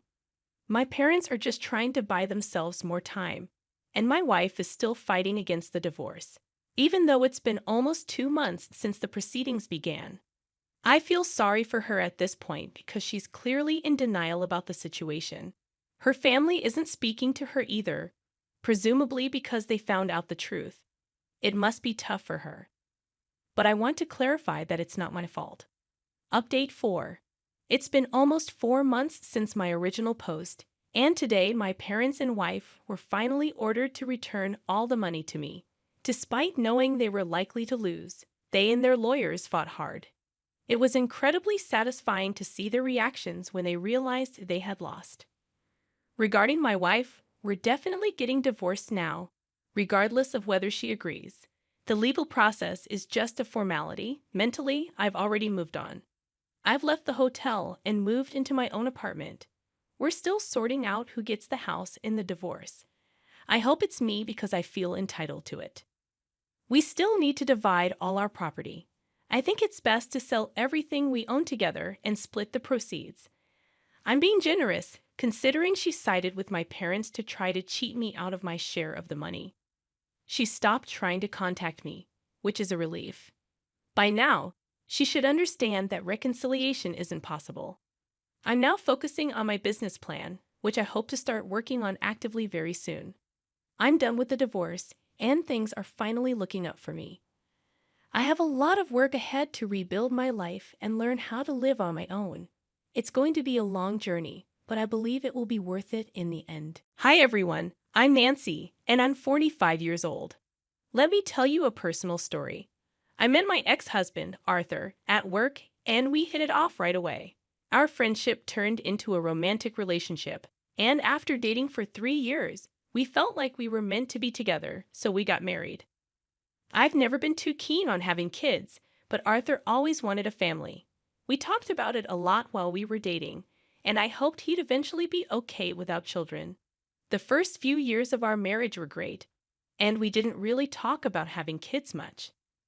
But then, after our second anniversary, Arthur brought it up again.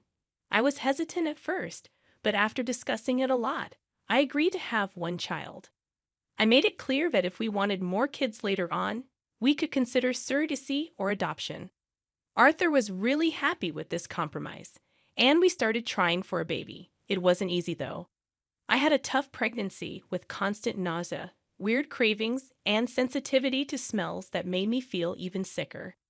Despite all this, Arthur was incredibly supportive. About 7 months into the pregnancy, during a checkup, the doctor noticed something concerning on the ultrasound.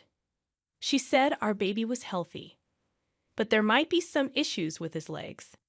The news hit us hard, and we drove home in silence, both lost in our worries about the future. When we got home, Arthur hugged me, and we comforted each other, realizing that our vision of a perfect family might not come true. I blamed myself, feeling guilty about our son's condition. Arthur, however, firmly reassured me that I shouldn't blame myself for our situation. He reminded me that we were just facing a tough break of luck.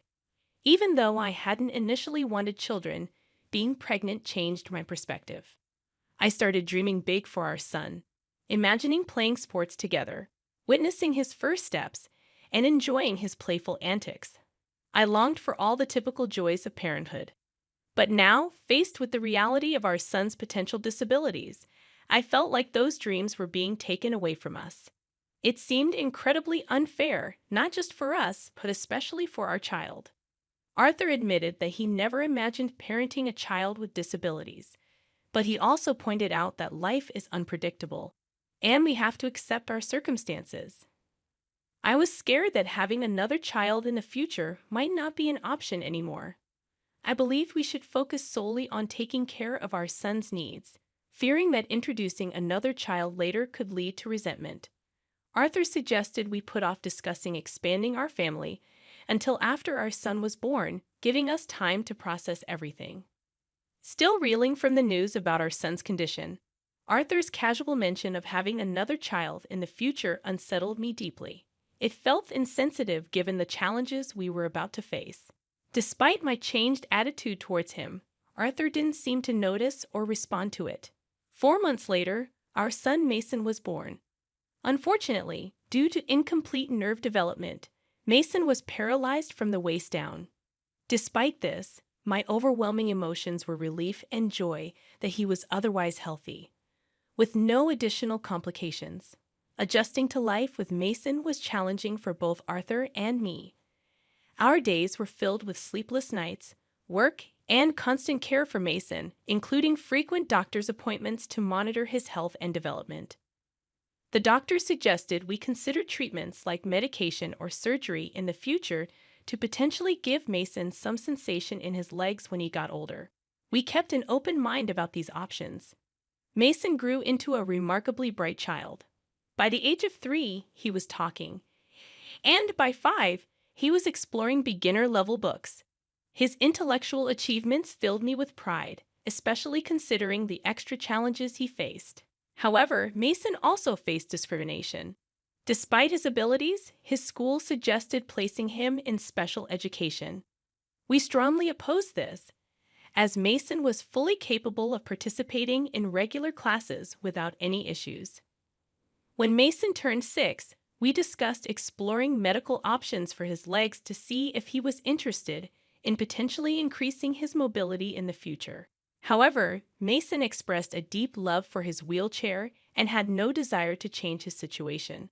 His contentment with himself was heartwarming, though I understood that his feelings might change over time. I was ready to support whatever decision Mason made in the future, whenever he was ready to reconsider. However, Arthur showed impatience with waiting for Mason to be ready to explore medical options. He acknowledged being pleased with Mason's acceptance of his condition, but expressed a desire to pursue all possible avenues to improve Mason's mobility sooner rather than later. This difference in perspective revealed the complex emotions and decisions we faced as parents navigating our son's journey with his disability. Arthur argued that we shouldn't simply accept Mason's condition when there were potential ways to improve his situation. He believed in exploring every possibility to enhance Mason's life. In contrast, I countered by emphasizing that Mason, despite his challenges, was already living his best life. He might not walk, but his intellect and talents shone brightly. My stance was about respecting Mason's autonomy and letting him guide us on if or when he wanted to pursue any treatments. Arthur raised the concern that waiting might mean missing a critical window for treatment during Mason's developmental years. I understood his point but felt strongly that such a significant decision shouldn't be rushed or taken lightly, especially given Mason's age. The fear that Mason might grow to regret a missed opportunity was valid, yet burdening him with such a decision now seemed equally troubling. Moreover, I worried about the impact on Mason's self-esteem. The message we might inadvertently send that he wasn't perfect in our eyes could harm his self-perception. Arthur countered, suggesting that successful treatment could lead to gratitude later, especially considering the societal challenges faced by those with disabilities.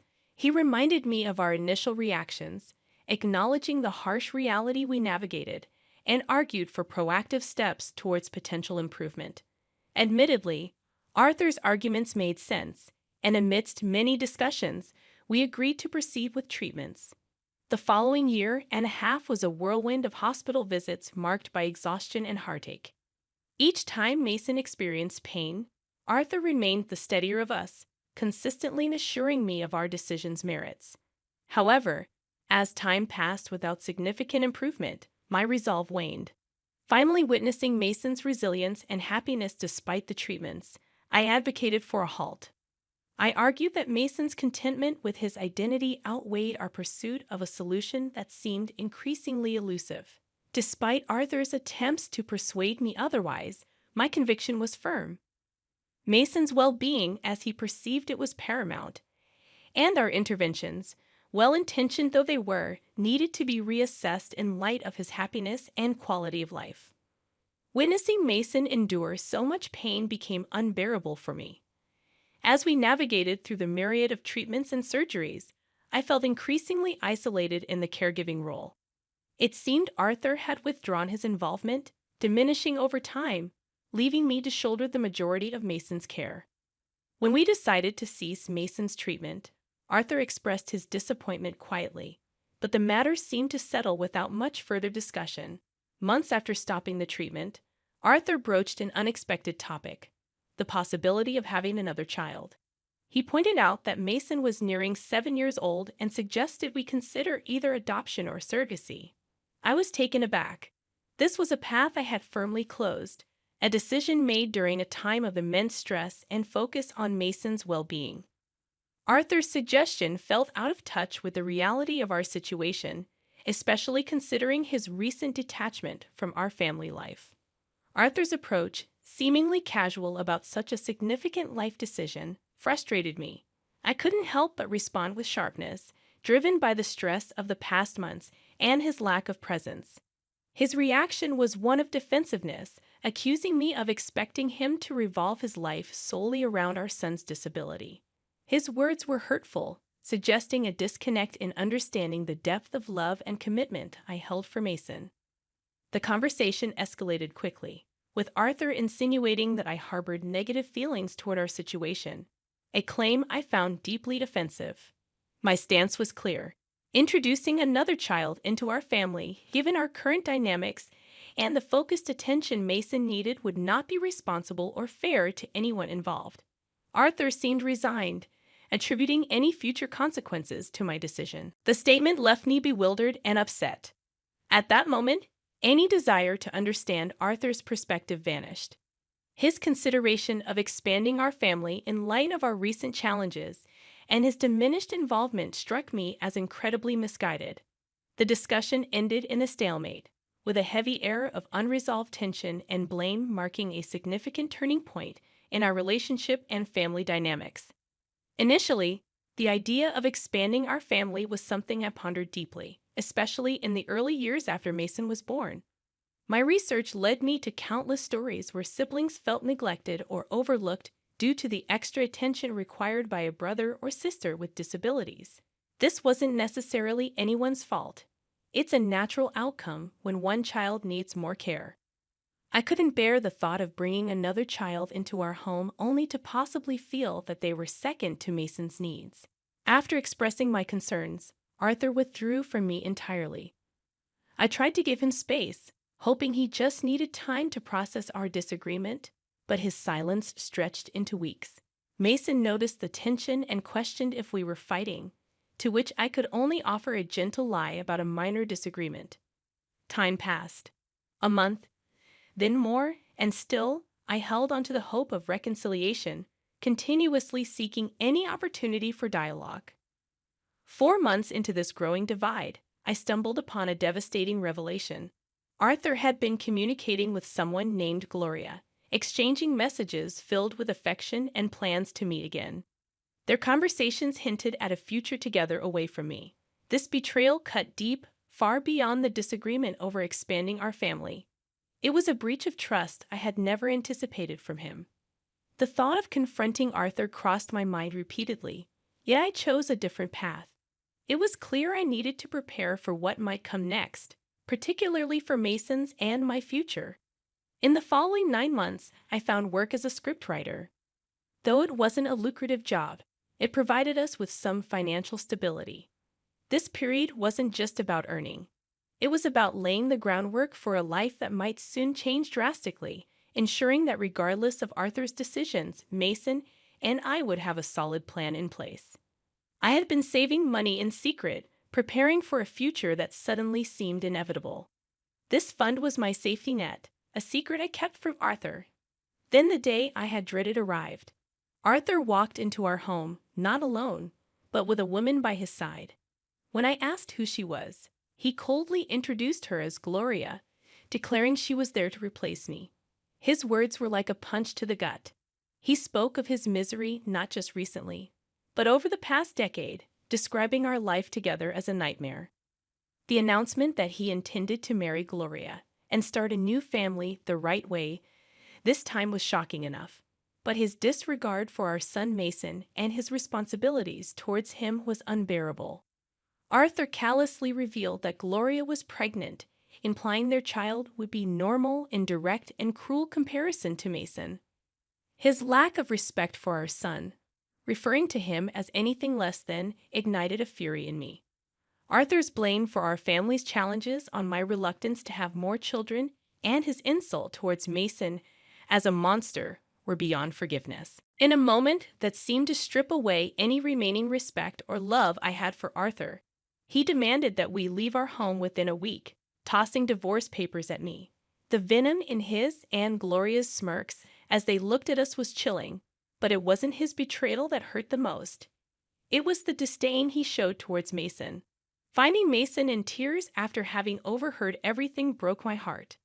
I comforted him, assuring him that he was nothing like what Arthur had described. We retreated to our room, where I began to pack, determined to leave this toxic environment as soon as possible. After Arthur and Gloria left, it was just Mason and me. This moment marked a new beginning, one filled with challenges but also a resolve to protect my son and build a life where he felt valued and loved, far away from the cruelty that had just unfolded. After the confrontation with Arthur, I found solace in action, swiftly organizing Mason's belongings and securing the divorce papers. In those moments of turmoil, I reached out to my mother, who promptly arrived with my father to assist us. They enveloped us in support, helping us pack and welcoming us into their home. Amidst the chaos, a strange sense of relief washed over me, lifting the heavy burden of dread and uncertainty that had plagued me for months. With my parents' support, I hired a competent lawyer who helped me navigate the legal battle for alimony and child support. The verdict favored us, awarding substantial support for both Mason and me. Much to Arthur's displeasure, his reaction mattered little to me by then. My focus was on rebuilding our lives. The following years brought a mix of healing and new challenges. While I immersed myself in work and caregiving, Mason discovered a powerful outlet for his emotions and ambitions in Paralympic sports. By the age of 15, he had developed a keen interest in wheelchair racing, practicing with determination. Mason's aspirations transcended the financial implications of professional training and equipment. My immediate response was encouragement, promising to provide whatever he needed to pursue his dreams. This commitment sparked the beginning of Mason's journey toward becoming a national athlete. His dedication was palpable, and witnessing his commitment filled me with indescribable pride. As the national tournament approached, Mason's qualifications were impressive, easily securing his place in the competition. Our family celebrated his achievements and the upcoming event with a gathering that was as much a send-off party as it was an expression of our collective hopes and dreams for him. On the day of the tournament, the stadium came alive with the vibrant energy of competitors and supporters. Chants filled the air, a testament to the community and spirit of the event. It was a day marked not just by athletic prowess, but by the strength of the human spirit and the enduring support of family, illustrating the transformative power of love, resilience, and ambition. During the award ceremony, Mason was invited to speak. He expressed his gratitude towards me and his grandparents for our unwavering support. But then he took a moment to mention his father, Arthur Lambert, crediting his absence and neglect as an unlikely source of his drive in athletics. This bold acknowledgement in front of the crowd and later echoed in newspaper headlines stirred a reaction from Arthur, who reached out after years of silence. Arthur's call, prompted by the news of Mason's success, was filled with claims of pride and a desire to reconnect. Yet his words fell on deaf ears. The time for reconciliation had passed, and Mason's accomplishments were his own, achieved despite Arthur's earlier abandonment. Arthur's plea to speak to Mason was met with a firm refusal, a decision supported by Mason himself, who had no interest in reopening old wounds. Mason's journey didn't stop at that one race. He continued to excel, participating in numerous competitions and consistently securing victories. His story, marked by resilience and a refusal to be defined by his disability, resonated widely, offering inspiration and serving as a testament to his strength of character. This experience, shared in the public eye, carried a powerful message. Kindness and support can propel individuals to achieve greatness regardless of the challenges they face. Mason's success story is not just about athletic prowess. It's a narrative of overcoming adversity, the importance of family support, and the strength found in forgiveness and self-belief. Today, my brother apologized on behalf of his fiancée. She looks down on me because I don't have a college degree. It bothers me, but I didn't want to dislike someone who will soon be family. I hoped that with time, we might understand each other better, but that day never came. My name is Emily. I'm 34 years old and I live with my dad. I run a bakery business with my mom. We don't have many locations yet, but we're in a transit center and business is picking up, so life is busy. One day, my brother, who is 2 years older than me, suddenly announced his engagement. I was surprised because I never knew him to date anyone. I was excited to meet his fiancée. My brother is kind-hearted and rarely gets angry, so I assumed she must be a kind person too. However, when she came to our family meeting, she was nothing like I had imagined. Wow, this house is huge. What's it worth? Olivia, my brother's fiancée, asked upon meeting us. I was shocked that she'd ask about the value of the house right away. Our family home is spacious and nearly renovated. I'd love to live here after the wedding, she continued. I started to say that I didn't know about living together, but my mom cut me off, saying we'd discuss it later. Then my mom asked Olivia how she and my brother met. Olivia replied that they met at a bakery and fell in love at first sight. Olivia got my brother's contact information right away because he usually works at the headquarters. The conversation flowed between Olivia, Dad, and Mom, but I couldn't stand her tone. Which university did you graduate from, Emily? She asked me out of the blue. Olivia boasted about her time studying abroad during college and now working at a tourist spot catering to international visitors. When asked about my education, I honestly said I never went to college. I wanted to start working as soon as possible. I explained before Olivia interrupted loudly. What, you dropped out? She covered her mouth and exaggerated her reaction. Emily is hardworking. I look up to her even now. My brother tried to defend me, but Olivia cut him off again. Didn't you have trouble finding a job because you dropped out? Olivia asked with a condescending tone. Annoyed by Olivia's attitude, I snapped, admitting I had a period of unstable employment. Olivia burst into laughter. So, you're still just a bakery worker because you dropped out, right? My brother sternly warned her, don't mock my sister. What matters is who you are, not your education. I was glad my brother stood up for me. Olivia seemed to sulk after being scolded.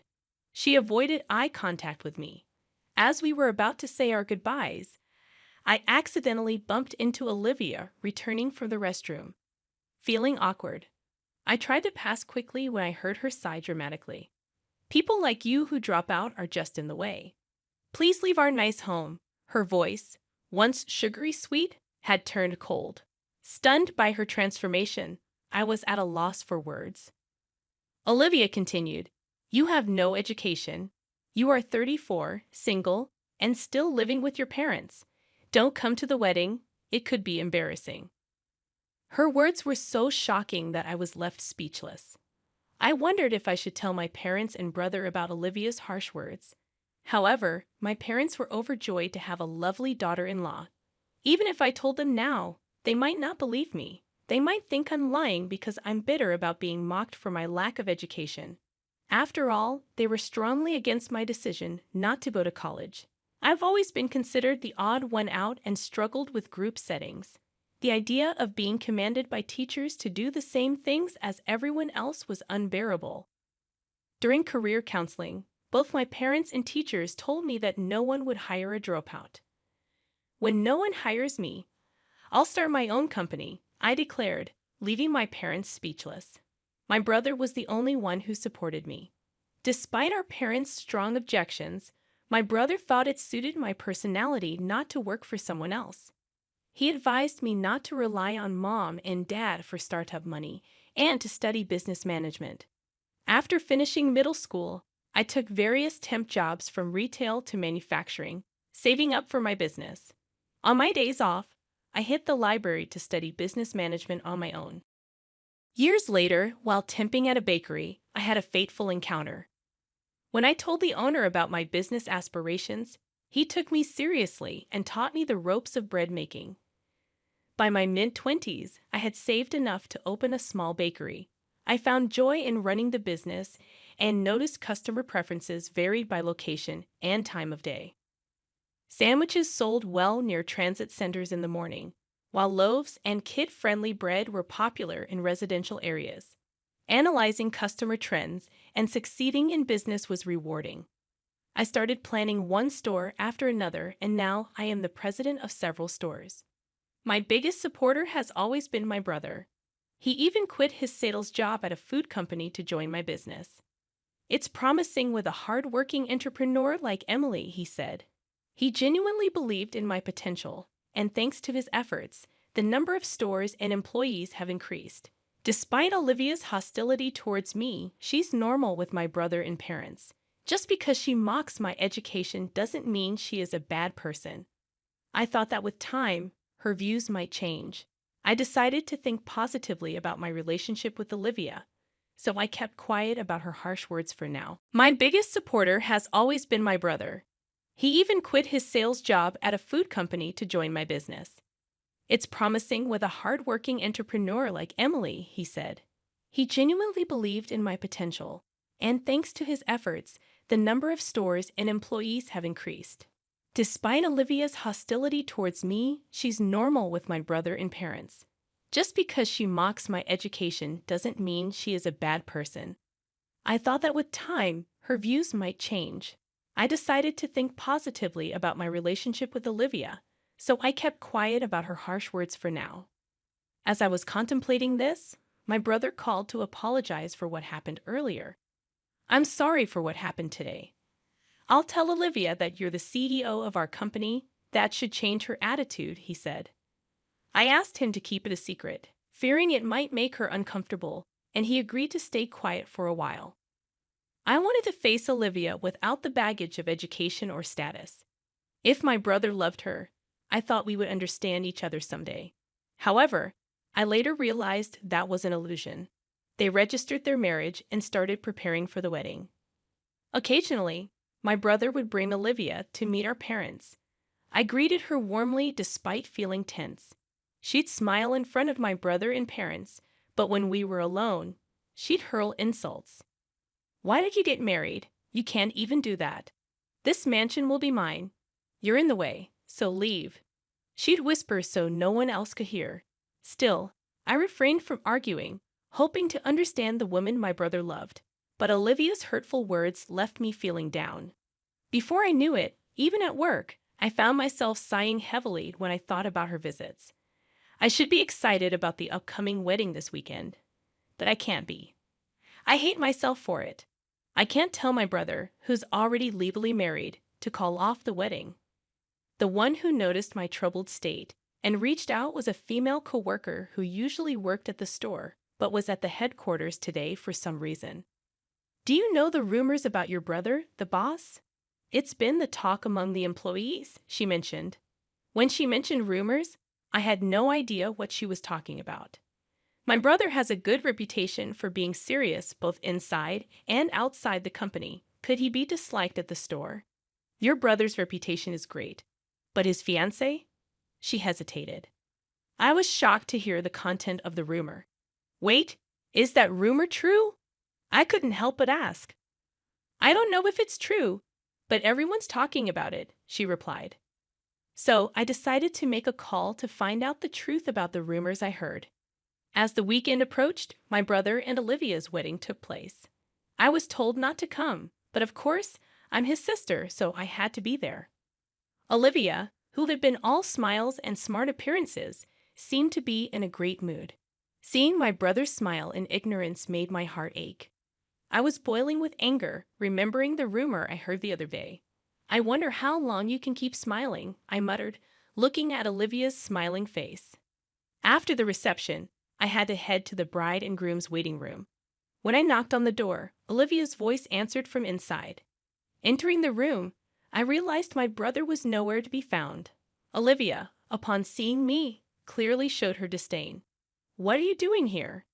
The cheerful bride from moments ago now had a frown. I said nothing and moved closer. What are you doing? Don't come near me, you loser. If he stays married to someone like you, my brother will never be happy. Why don't you just leave? Olivia was furious at my presence, brazenly insulting me and talking about cutting ties. I gave a small laugh and looked into Olivia's eyes. You are having an affair with another man, yet you act so high and mighty. Olivia's face stiffened for a moment, but she maintained her defiant attitude. I don't know what you're talking about. Get out. Olivia tried to forcibly remove me from the room. Just then, my brother burst into the room, his face red with anger, and shouted, "The one who should leave is you both." Olivia and I were stunned by my usually mild-mannered brother's yelling. I heard everything from outside. What's this about an affair? And how dare you talk to my sister like that? Olivia, unaware that my brother had been listening, looked pale as a ghost. It's not what you think. Tears filled her eyes. As I was contemplating the situation, I decided to make a call to find out the truth about the rumors I heard. Meanwhile, the weekend arrived, and my brother and Olivia's wedding took place. Despite being told not to come, I attended because, after all, I'm his sister.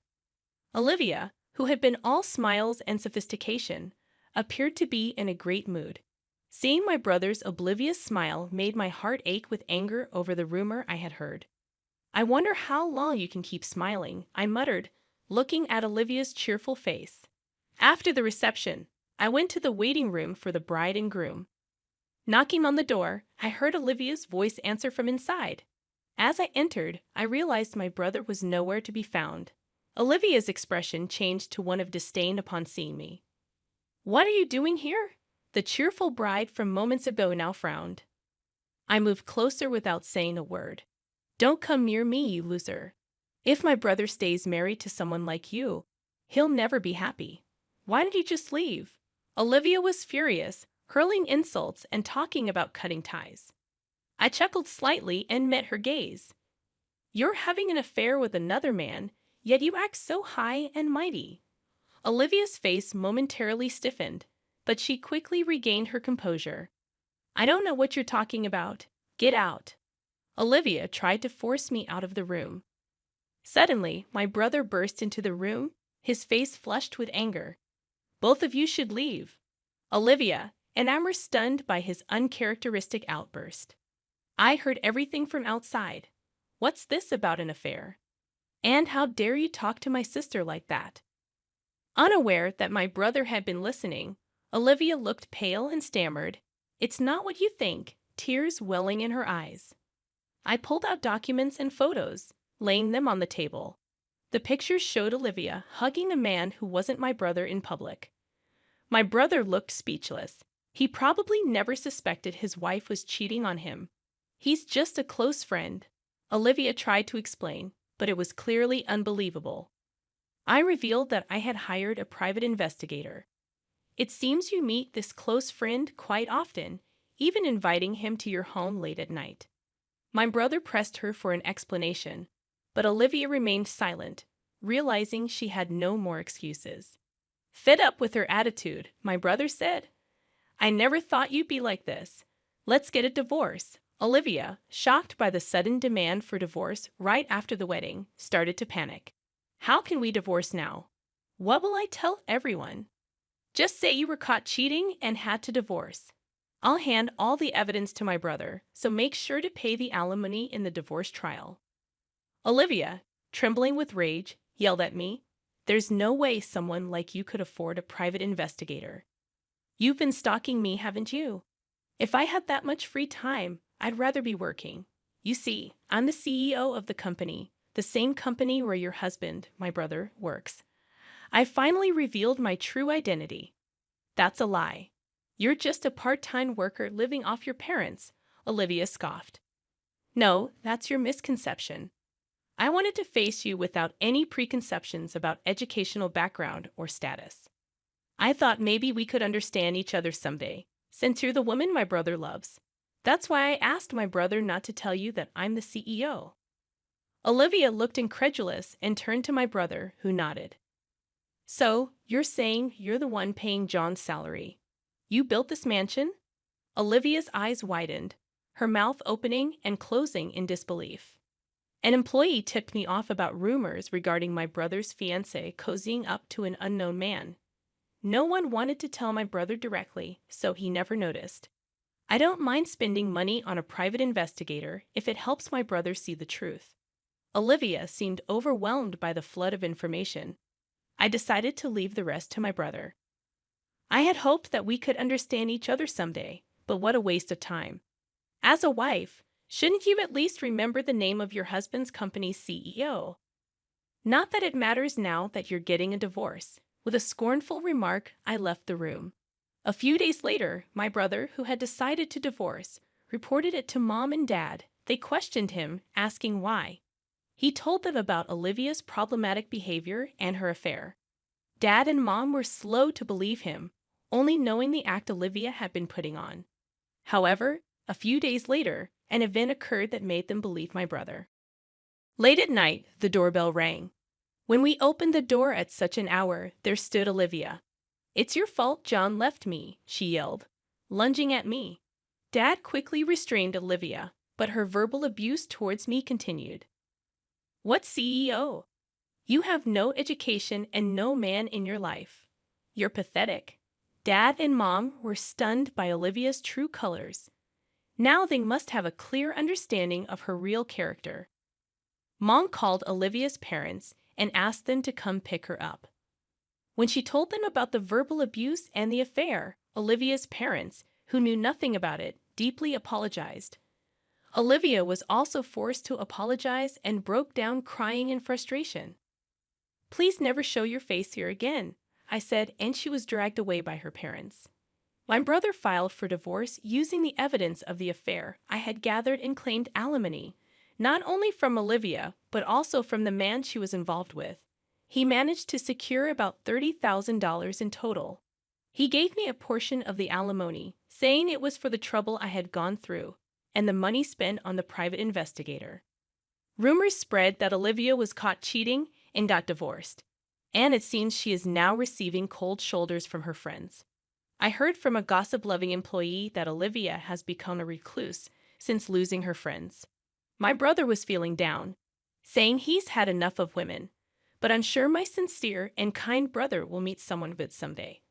Wishing for my brother's happiness, I continue to work hard to grow the company. One day, I suddenly discovered that my husband was having an affair.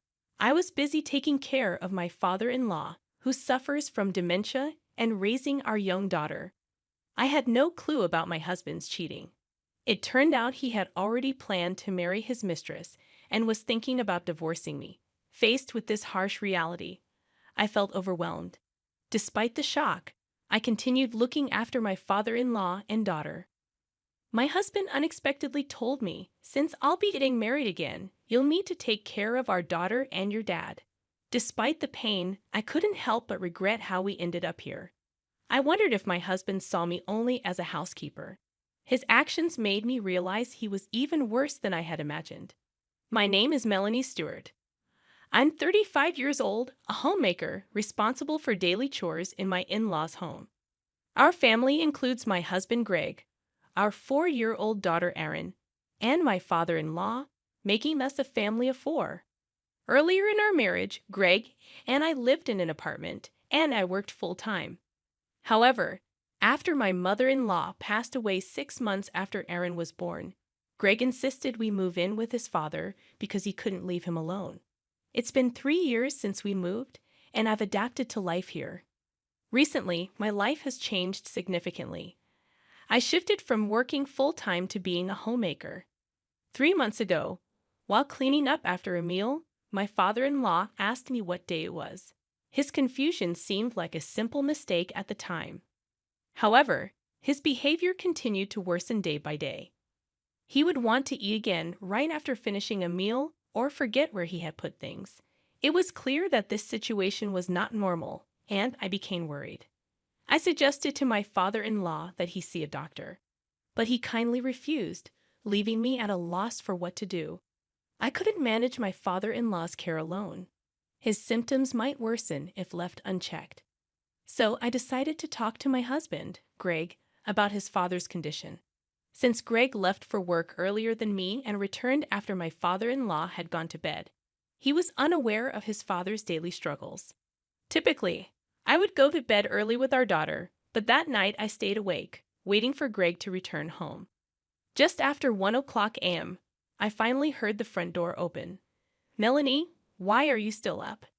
Greg looked surprised to see me as he entered the living room. Seeing him awake me up from my sleepiness, and I immediately brought up my concerns about my father-in-law. "There's something I need to talk to you about, my dad. His behavior has been strange lately," I began. Greg listened, concerned.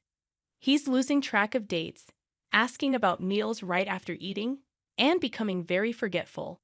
It's not just ordinary forgetfulness. Something is clearly wrong." Greg's initial reaction was dismissive. "Really? Why?" "He's over 70. Maybe that's just how it is," he suggested. But I insisted, "No, it's serious. We should take him to the hospital." Greg's expression changed, and he seemed displeased. He sighed heavily and said reluctantly, "Aren't you overreacting? He's just a little forgetful." Frustrated, I pressed, "No, I'm telling you, it's not just forgetfulness." Greg then suggested, "Well then, how about you take my dad to the hospital? I'm too busy with work. Please handle it yourself." I had planned to take my father-in-law to the hospital, but he refused when I asked him. I felt I needed Greg's support, but he seemed indifferent and distracted, grabbing a beer and using his smartphone. My attempts to communicate fell on deaf ears, so I decided to give up and went to bed without a response. Despite my regular check-ins, my father-in-law stubbornly resisted going to the hospital. His dementia symptoms weren't constant. Sometimes he seemed clear-headed. I considered keeping an eye on him at home a little longer. Then one day, my father-in-law approached me seriously. "Melanie, I need to talk to you," he began. He acknowledged his abnormal behavior and admitted feeling scared when alone during the day. He requested that I quit my job and stay home with him. I was speechless, shocked by his unexpected request. Confused, I asked for clarification. He explained that he felt uneasy alone and offered to cover our expenses if I stayed home. He pleaded with me to consider this, mentioning that we should go to the hospital first. He noticed my recent struggles at work and suggested this might be an opportunity for me to quit and find a new job. His words left me conflicted. On one hand, I was moved by his desperation. On the other, I had been contemplating quitting my job due to changes in management and a less welcoming atmosphere.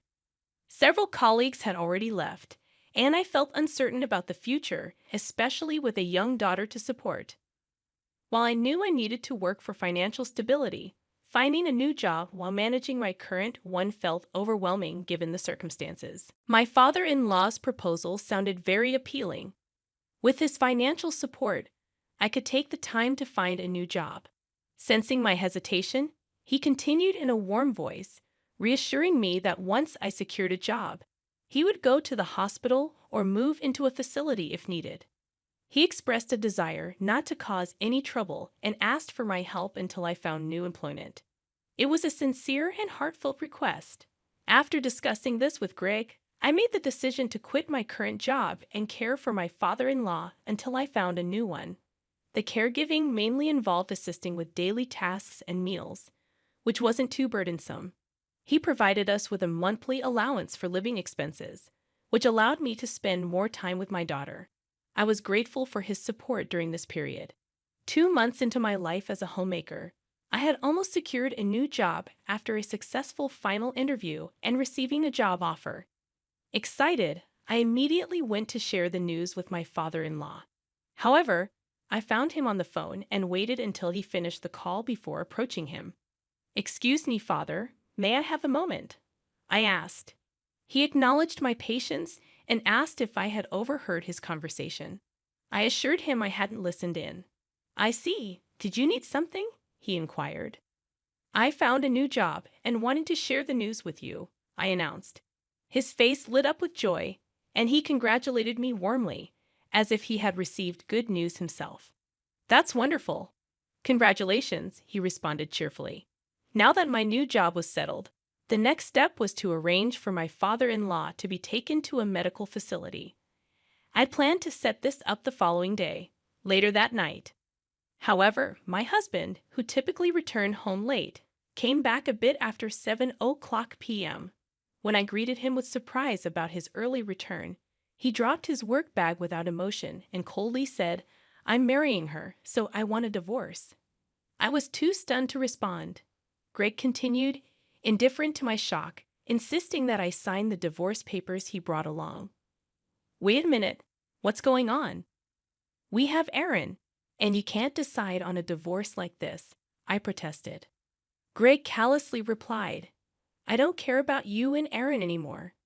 Thanks to your obliviousness, I've been able to continue my relationship with my other woman.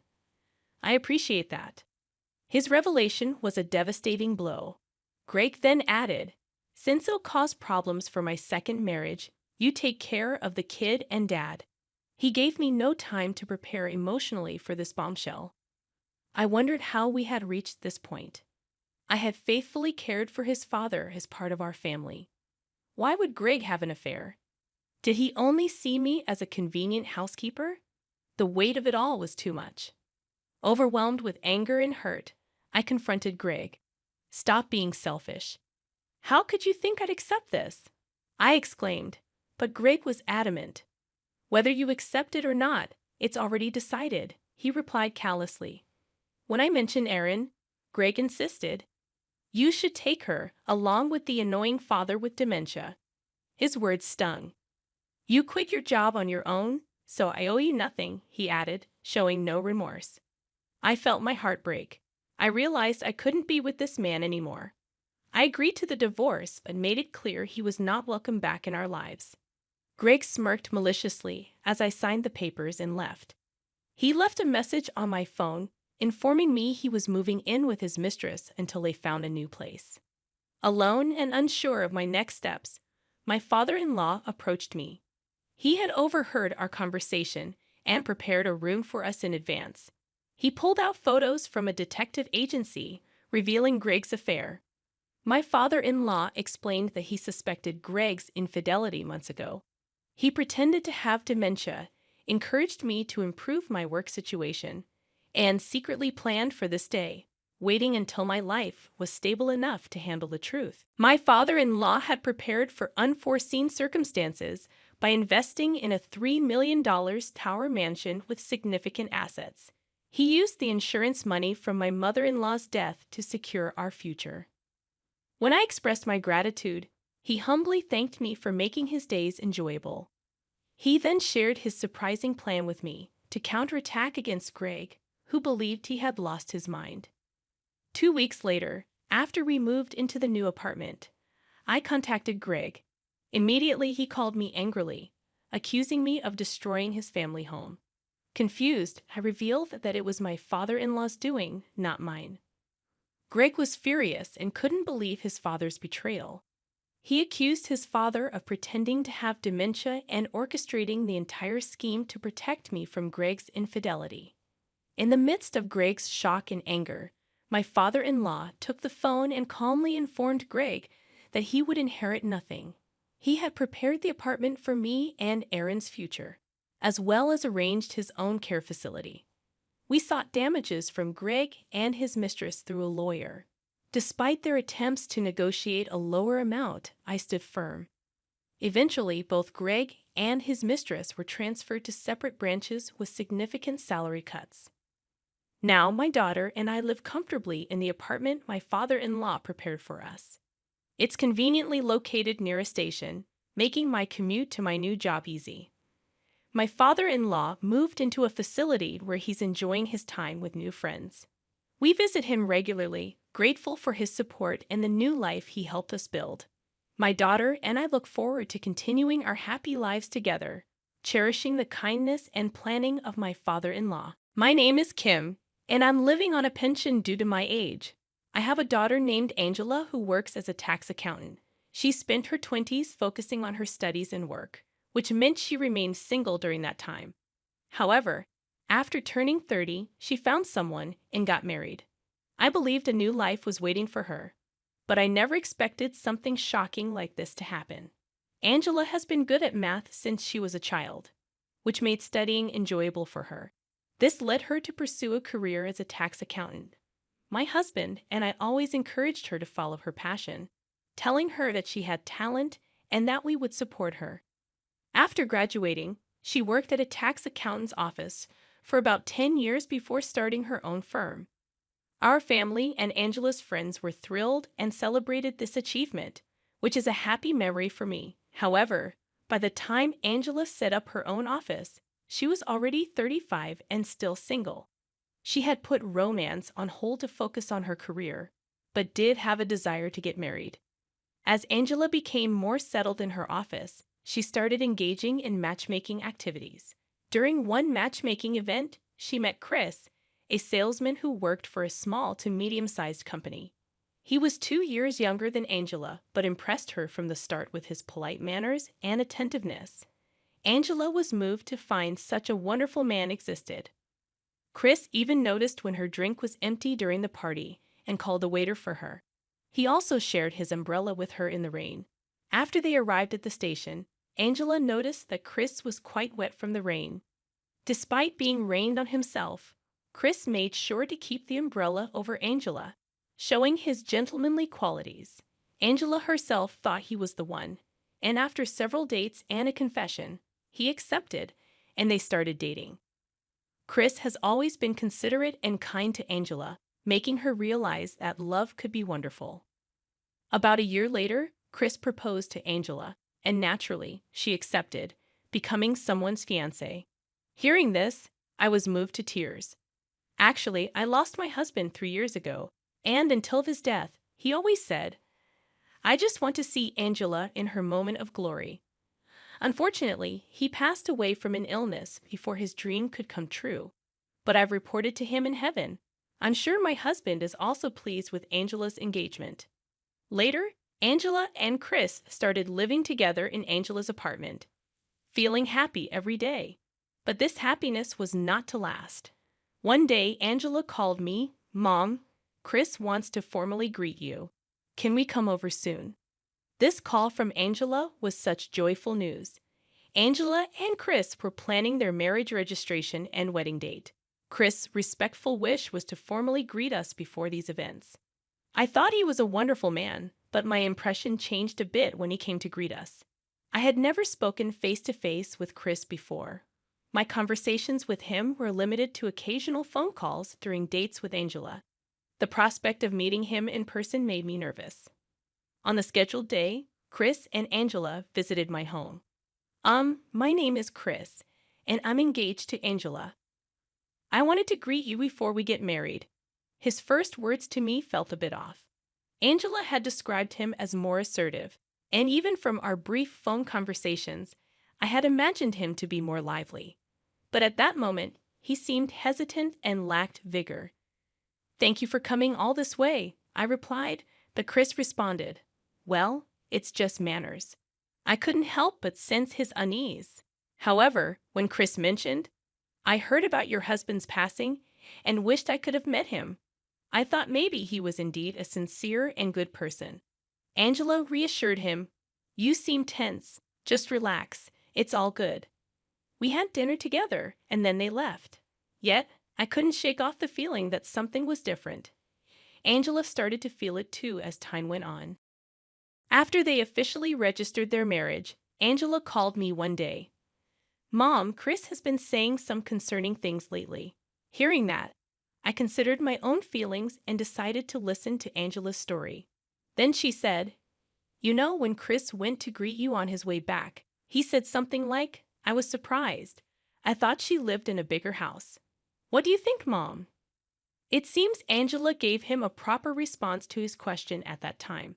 After Dad passed away, it was just Mom by herself, so she moved into a smaller, slightly older apartment.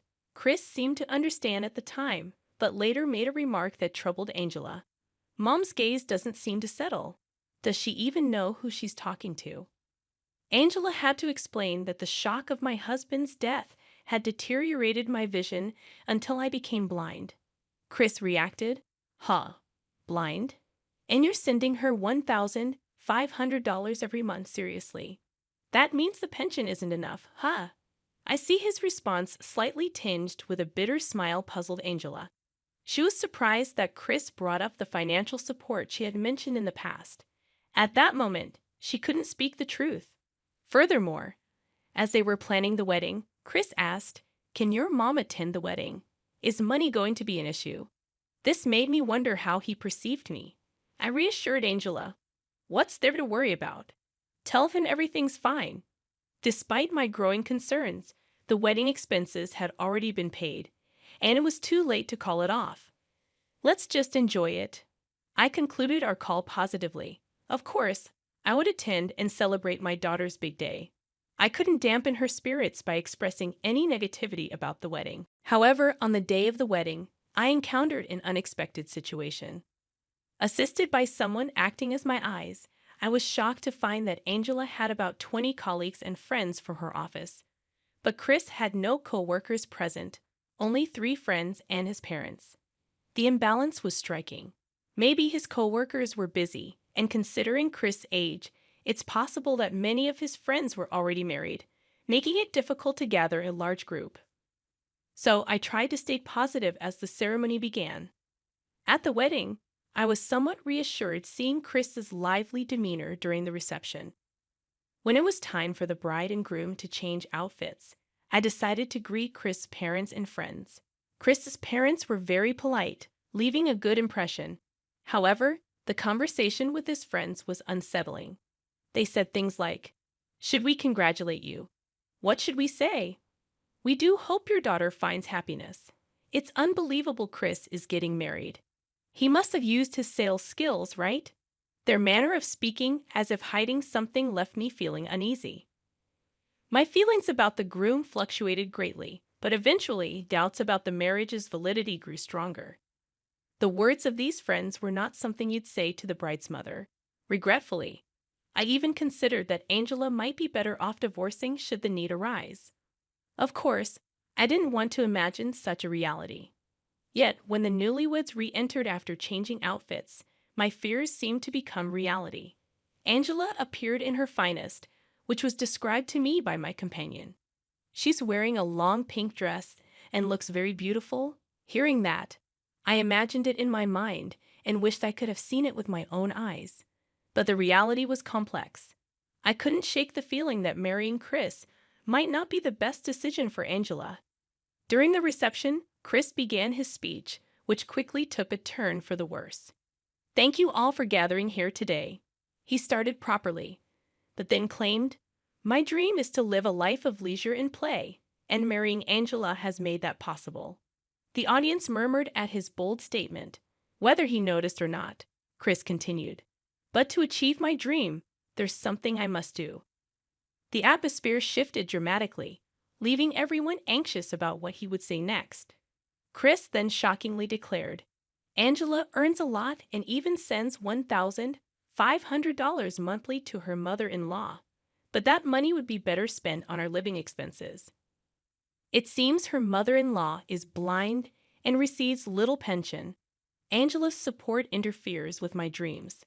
"A blind old woman is nothing but a nuisance," Chris said. "We will stop the financial support." The audience was stunned into silence by Chris' unexpected words. Angela panicked. "What are you saying? This isn't the place for that, and you can't just decide to stop the support." But Chris insisted. "What are you even talking about? Our life together is more important than your mother." Indeed, the discomfort I initially felt was not misplaced. Ultimately, it seems Chris approached Angela with her money in mind for marriage. But when he came to my house, he probably assumed based on its old appearance that the pension must be low. He thought Angela's earnings were being siphoned off by me, treating me as a nuisance. But did he really think it would work out for him? He doesn't realize that he's the one who will end up seeing hell. After his selfish remarks worsened the atmosphere, with Angela feeling more indignant than I did, she must have thought the celebratory mood didn't matter anymore. Indeed, Angela's friends looked at Chris with disdain. Then Angela forcefully took the mic from Chris and calmly asked him, "You seem to be misunderstanding something. Do you not know who my mother is?" Chris retorted, "What? What are you suddenly talking about, Angela? Isn't she just the kind of person I mentioned earlier? A nuisance old hag who sucks up our living expenses." Hearing this, Angela sighed, seemingly exasperated, and began to enlighten him reluctantly. "You see, my parents are the owners of a metalworking company. It's a small company, but the name is quite well known now. They have even started selling metal art pieces that are popular not just in the US, but internationally as well. When Angela mentioned the company's name, Chris's voice gradually became quieter. Angela continued to explain, "That's why you see, my parents make quite a bit of money, probably more than 3 times what I make. Now that means they've contributed a lot to their pension. Now that they've handed the company over to their employees, they're receiving a substantial pension. They have plenty of savings. My father's inheritance has come in, and they can live comfortably without my financial support. They even employ 2 housekeepers because of the blindness." Chris's face paled as Angela spoke. "But if that's the case," he stuttered, "you don't have to live in such an old house, do you?" Angela firmly responded, "Living in a big, beautiful house would mean a lot of cleaning, right? Besides, living alone means I don't need that much space." Chris seemed unable to say anything, just shivering. Finally, Angela made it clear. "Also, just so you know, the $1,500 I send is just me paying them back for my college fees and the room we're living in now. That place was bought by my parents. My mother says I don't need to pay it back, but I insisted, so she accepted it. That means the house is technically in my name, so you'll need to leave," I told Chris. Chris was shocked. "What? Why do I have to leave? We're married, aren't we?" He must have seen what was coming, but Angela was clear. "We're getting a divorce. We just registered, but let's call this a divorce ceremony." She then came over to me, having made her stance clear. I stood up and addressed everyone at the venue. "I apologize for the turn of events despite your gathering here. But as a mother, I'm glad this divorce ceremony took place. My husband in heaven and I are very pleased with that." Everyone in the venue began to applaud me and Angela. Even Chris's friends joined in the applause, possibly recognizing the stature of our company upon hearing its name. I then bowed to Chris' parents again. My companion told me they seemed genuinely sorry. As we left the venue, Angela and I felt strangely liberated despite the outcome. Later, Angela returned the wedding gifts and paid her share of the wedding expenses as agreed. The divorce was finalized easily with the help of a lawyer, and Angela returned to being single. She apologized to me for falling for such a man and causing trouble, but I told her this might have been a good experience for her, considering her past indifference to romance, potentially a valuable lesson for her future happiness. Upon hearing that, Angela said, "It really is different with a charismatic company leader. I want to be like you, Mom," and we both laughed. That reminded me when Chris's friend said, "Typical of Chris, the salesman." It meant he had the talk and actions to deceive Angela, which in a way might be admirable. But being blind allowed me to sense feelings through the tone and pitch of a voice. So, was it that I immediately felt something off about the way Chris spoke to me? Perhaps that was more skillful after all. Meanwhile, Chris really seemed to be relying on Angela's earnings, bragging about his wife at work excessively. But what he boasted was, "My wife isn't really cute or fun, but she's seriously loaded. With this, I can quit my job whenever I want. How jealous are you?" It appears he was truly a man lacking morals as he garnered disdain from his co-workers, becoming ignored by everyone. No wonder nobody attended the wedding, and after the divorce, his entitled attitude got him fired by the company's president. Now without income, Chris was responsible for half of the wedding expenses, but had no money and no one willing to help. The 3 friends who attended the wedding said, "Well, we attended because he came to ours, but otherwise, we wouldn't want to attend such a guy's wedding. We aren't that close, and he only gave a $30 gift at our weddings. What kind of nerve is that?" They weren't really friends. It seems even Chris's parents, having had enough of his actions at the wedding, refused to lend him money or let him return home. Forced to take a loan to pay his share of the wedding expenses, he's now living a miserable life in a rundown apartment, barely making ends meet with day labor. My name is Lucy, and right now I live with my husband Alex in the same house as his parents. We bought this house 3 years after getting married, but shortly after we moved in, Alex's parents unexpectedly showed up. They thanked us profusely for buying the house for them, bringing a lot of luggage along with a moving truck. I was shocked, but Alex seemed unfazed as he greeted them casually and ushered them inside. As Alex's mother mentioned counting on me, I realized they intended to live here. Feeling overwhelmed by their luggage, I asked Alex what was happening. He casually responded that we bought the house for his parents to live with us. I was stunned. I had mentioned the possibility of living with my parents sometime in the future, but never discussed living with his parents. Why did this sudden arrangement come about without my knowledge? Confused and feeling blindsided, I questioned Alex about his decision. He seemed to realize he hadn't consulted me and mentioned that if we were going to live with anyone, it should be his parents rather than mine, to prevent them from taking over. I was so taken aback that all I could manage was a surprised huh. It was especially bewildering because he had previously agreed when I mentioned living with my parents. Perhaps Alex had agreed before just to avoid confrontation with me. By inviting his parents first, he prevented my parents from moving in. What was he really thinking? He agreed before when I mentioned my parents eventually living with us, but now he brought his own parents. Are they really going to live here? I've been pondering a lot too. But he didn't wait for my response and rushed for an answer, so I couldn't say no at that moment. I didn't rush you at all, he countered. I just asked for your opinion. I wanted to live with my parents. Then you should have made that clear when I brought up the topic of living together, I retorted. Stop acting like a child. Living with Alex, I've realized he has a very childlike personality. Whenever I do something, he comes over curious, asking, "What are you doing?" Maybe children are easier to deal with. If a child shows interest in household chores, you can suggest, "Want to try?" and they might engage.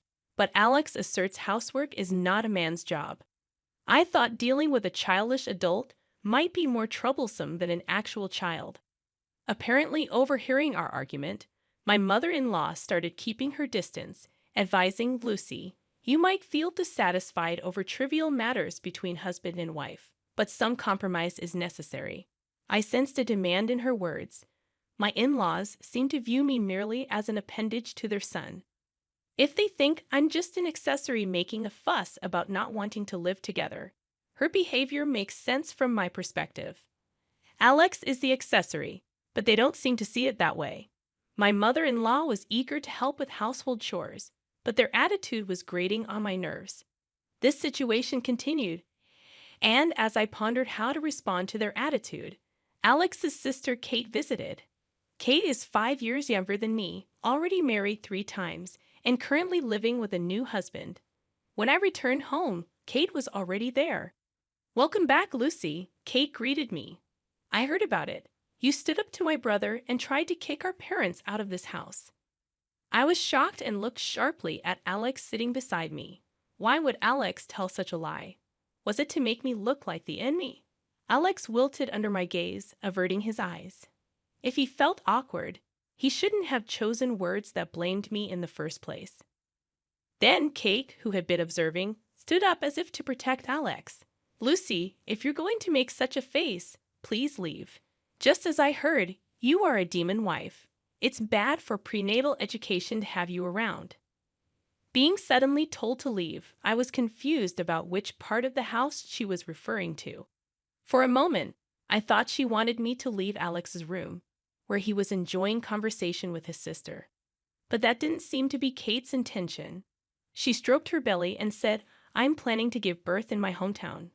So, Lucy, I don't want you in the house, at least until my child comes into this world." Confused, I replied, "What do you mean?" "Wow, Lucy, that face is scary. No wonder my brother avoids you. You might be close to getting divorced," Kate teased me with a smirk on her face.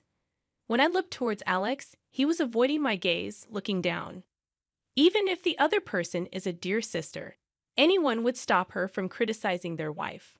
However, just as Kate pointed out, maybe Alex is getting tired of me. But being told such things, my interest in him also waned. I can't forgive him for inviting his parents to live with us without my permission and for speaking ill of me to his parents and sister. His attitude seemed to belittle me. Why should I continue to treat such a person with affection? I felt my feelings for him growing cold. And since there was no room, I've decided I'll be using your room. Please organize your belongings now, big brother, Kate continued. Say something too. It's been hard for you because of the demon wife, right? Kate prompted Alex. Alex hung his head at Kate's words but stood up, pulled up by her forceful hand. Prompted by her, he gave a strained smile and said, My important sister is going to give birth here, so we don't need you. You can sleep on the streets or something. Reflecting on the 3 years of marriage, I took a deep breath and replied, All right. Kate exclaimed with joy, raising both hands. Really? I'm so happy. Alex let out a sigh of relief as I didn't respond with anger. However, in my heart, I had decided to give appropriate punishment to Alex, Kate, and my in-laws. One evening during a family dinner, I presented Alex with divorce papers. His face was a picture of surprise. Sign the divorce papers, I said. You want me to leave this house, right? If you don't sign, I'll stay here. If that's the case, big brother, why don't you sign? Kate interjected. But in the end, I think Lucy won't file them. I'd often use that trick to get them to sign. And if you don't want a divorce, just follow along. It seemed Kate had used these papers in the past to manipulate situations to her advantage. Such a person is bound to be divorced, I thought, but she seemed oblivious. Alex, accepting Kate's suggestion, signed the divorce papers without hesitation. It bothered me that he misunderstood my intention, thinking I presented the papers just as a threat. Normally, such documents aren't presented without the intention to divorce. However, getting his signature so easily made me feel a bit lighter. Now I could take full revenge on them. The divorce was finalized, and I promptly organized my belongings. At that time, Kate was back home, confirming her plans for childbirth. Hence, she said she didn't intend to come to the house until my belongings were properly stored and the room was cleaned. As a result, I diligently packed up after returning from work.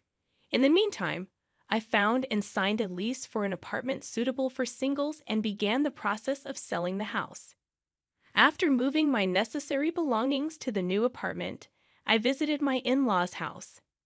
There, I found Alex, Kate, and my in-laws all together. Knowing that my father-in-law and Alex would be off work that day and that my mother-in-law and Kate didn't work, I decided to visit when all of them were present. My sudden visit surprised all 4 of them. Moreover, when I arrived, 3 of them, except Kate, seemed to have been enjoying alcohol since the afternoon.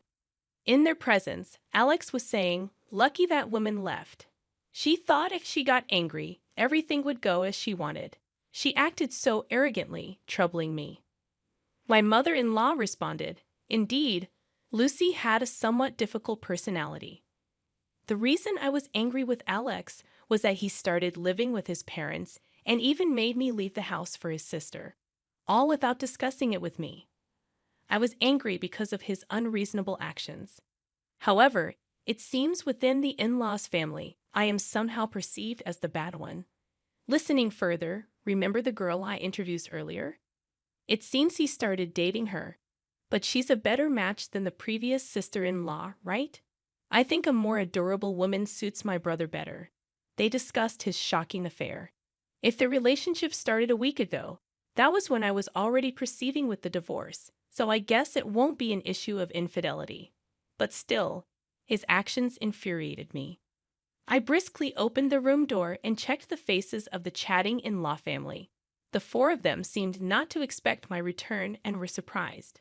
I came with the real estate agent. "Ah, Lucy, who is that man behind you?" Alex asked, pointing to the man behind me. Before I could say anything, Kate exclaimed, "Isn't that sister-in-law's new partner? Brother, this is infidelity. Let's make her support us financially." Amidst everyone thinking Alex and I are still married, I've lost all patience with Kate, who, despite having introduced Alex to a new lover, is now making a fuss demanding money. Amidst this, The real estate agent handed a business card to my father-in-law and greeted him.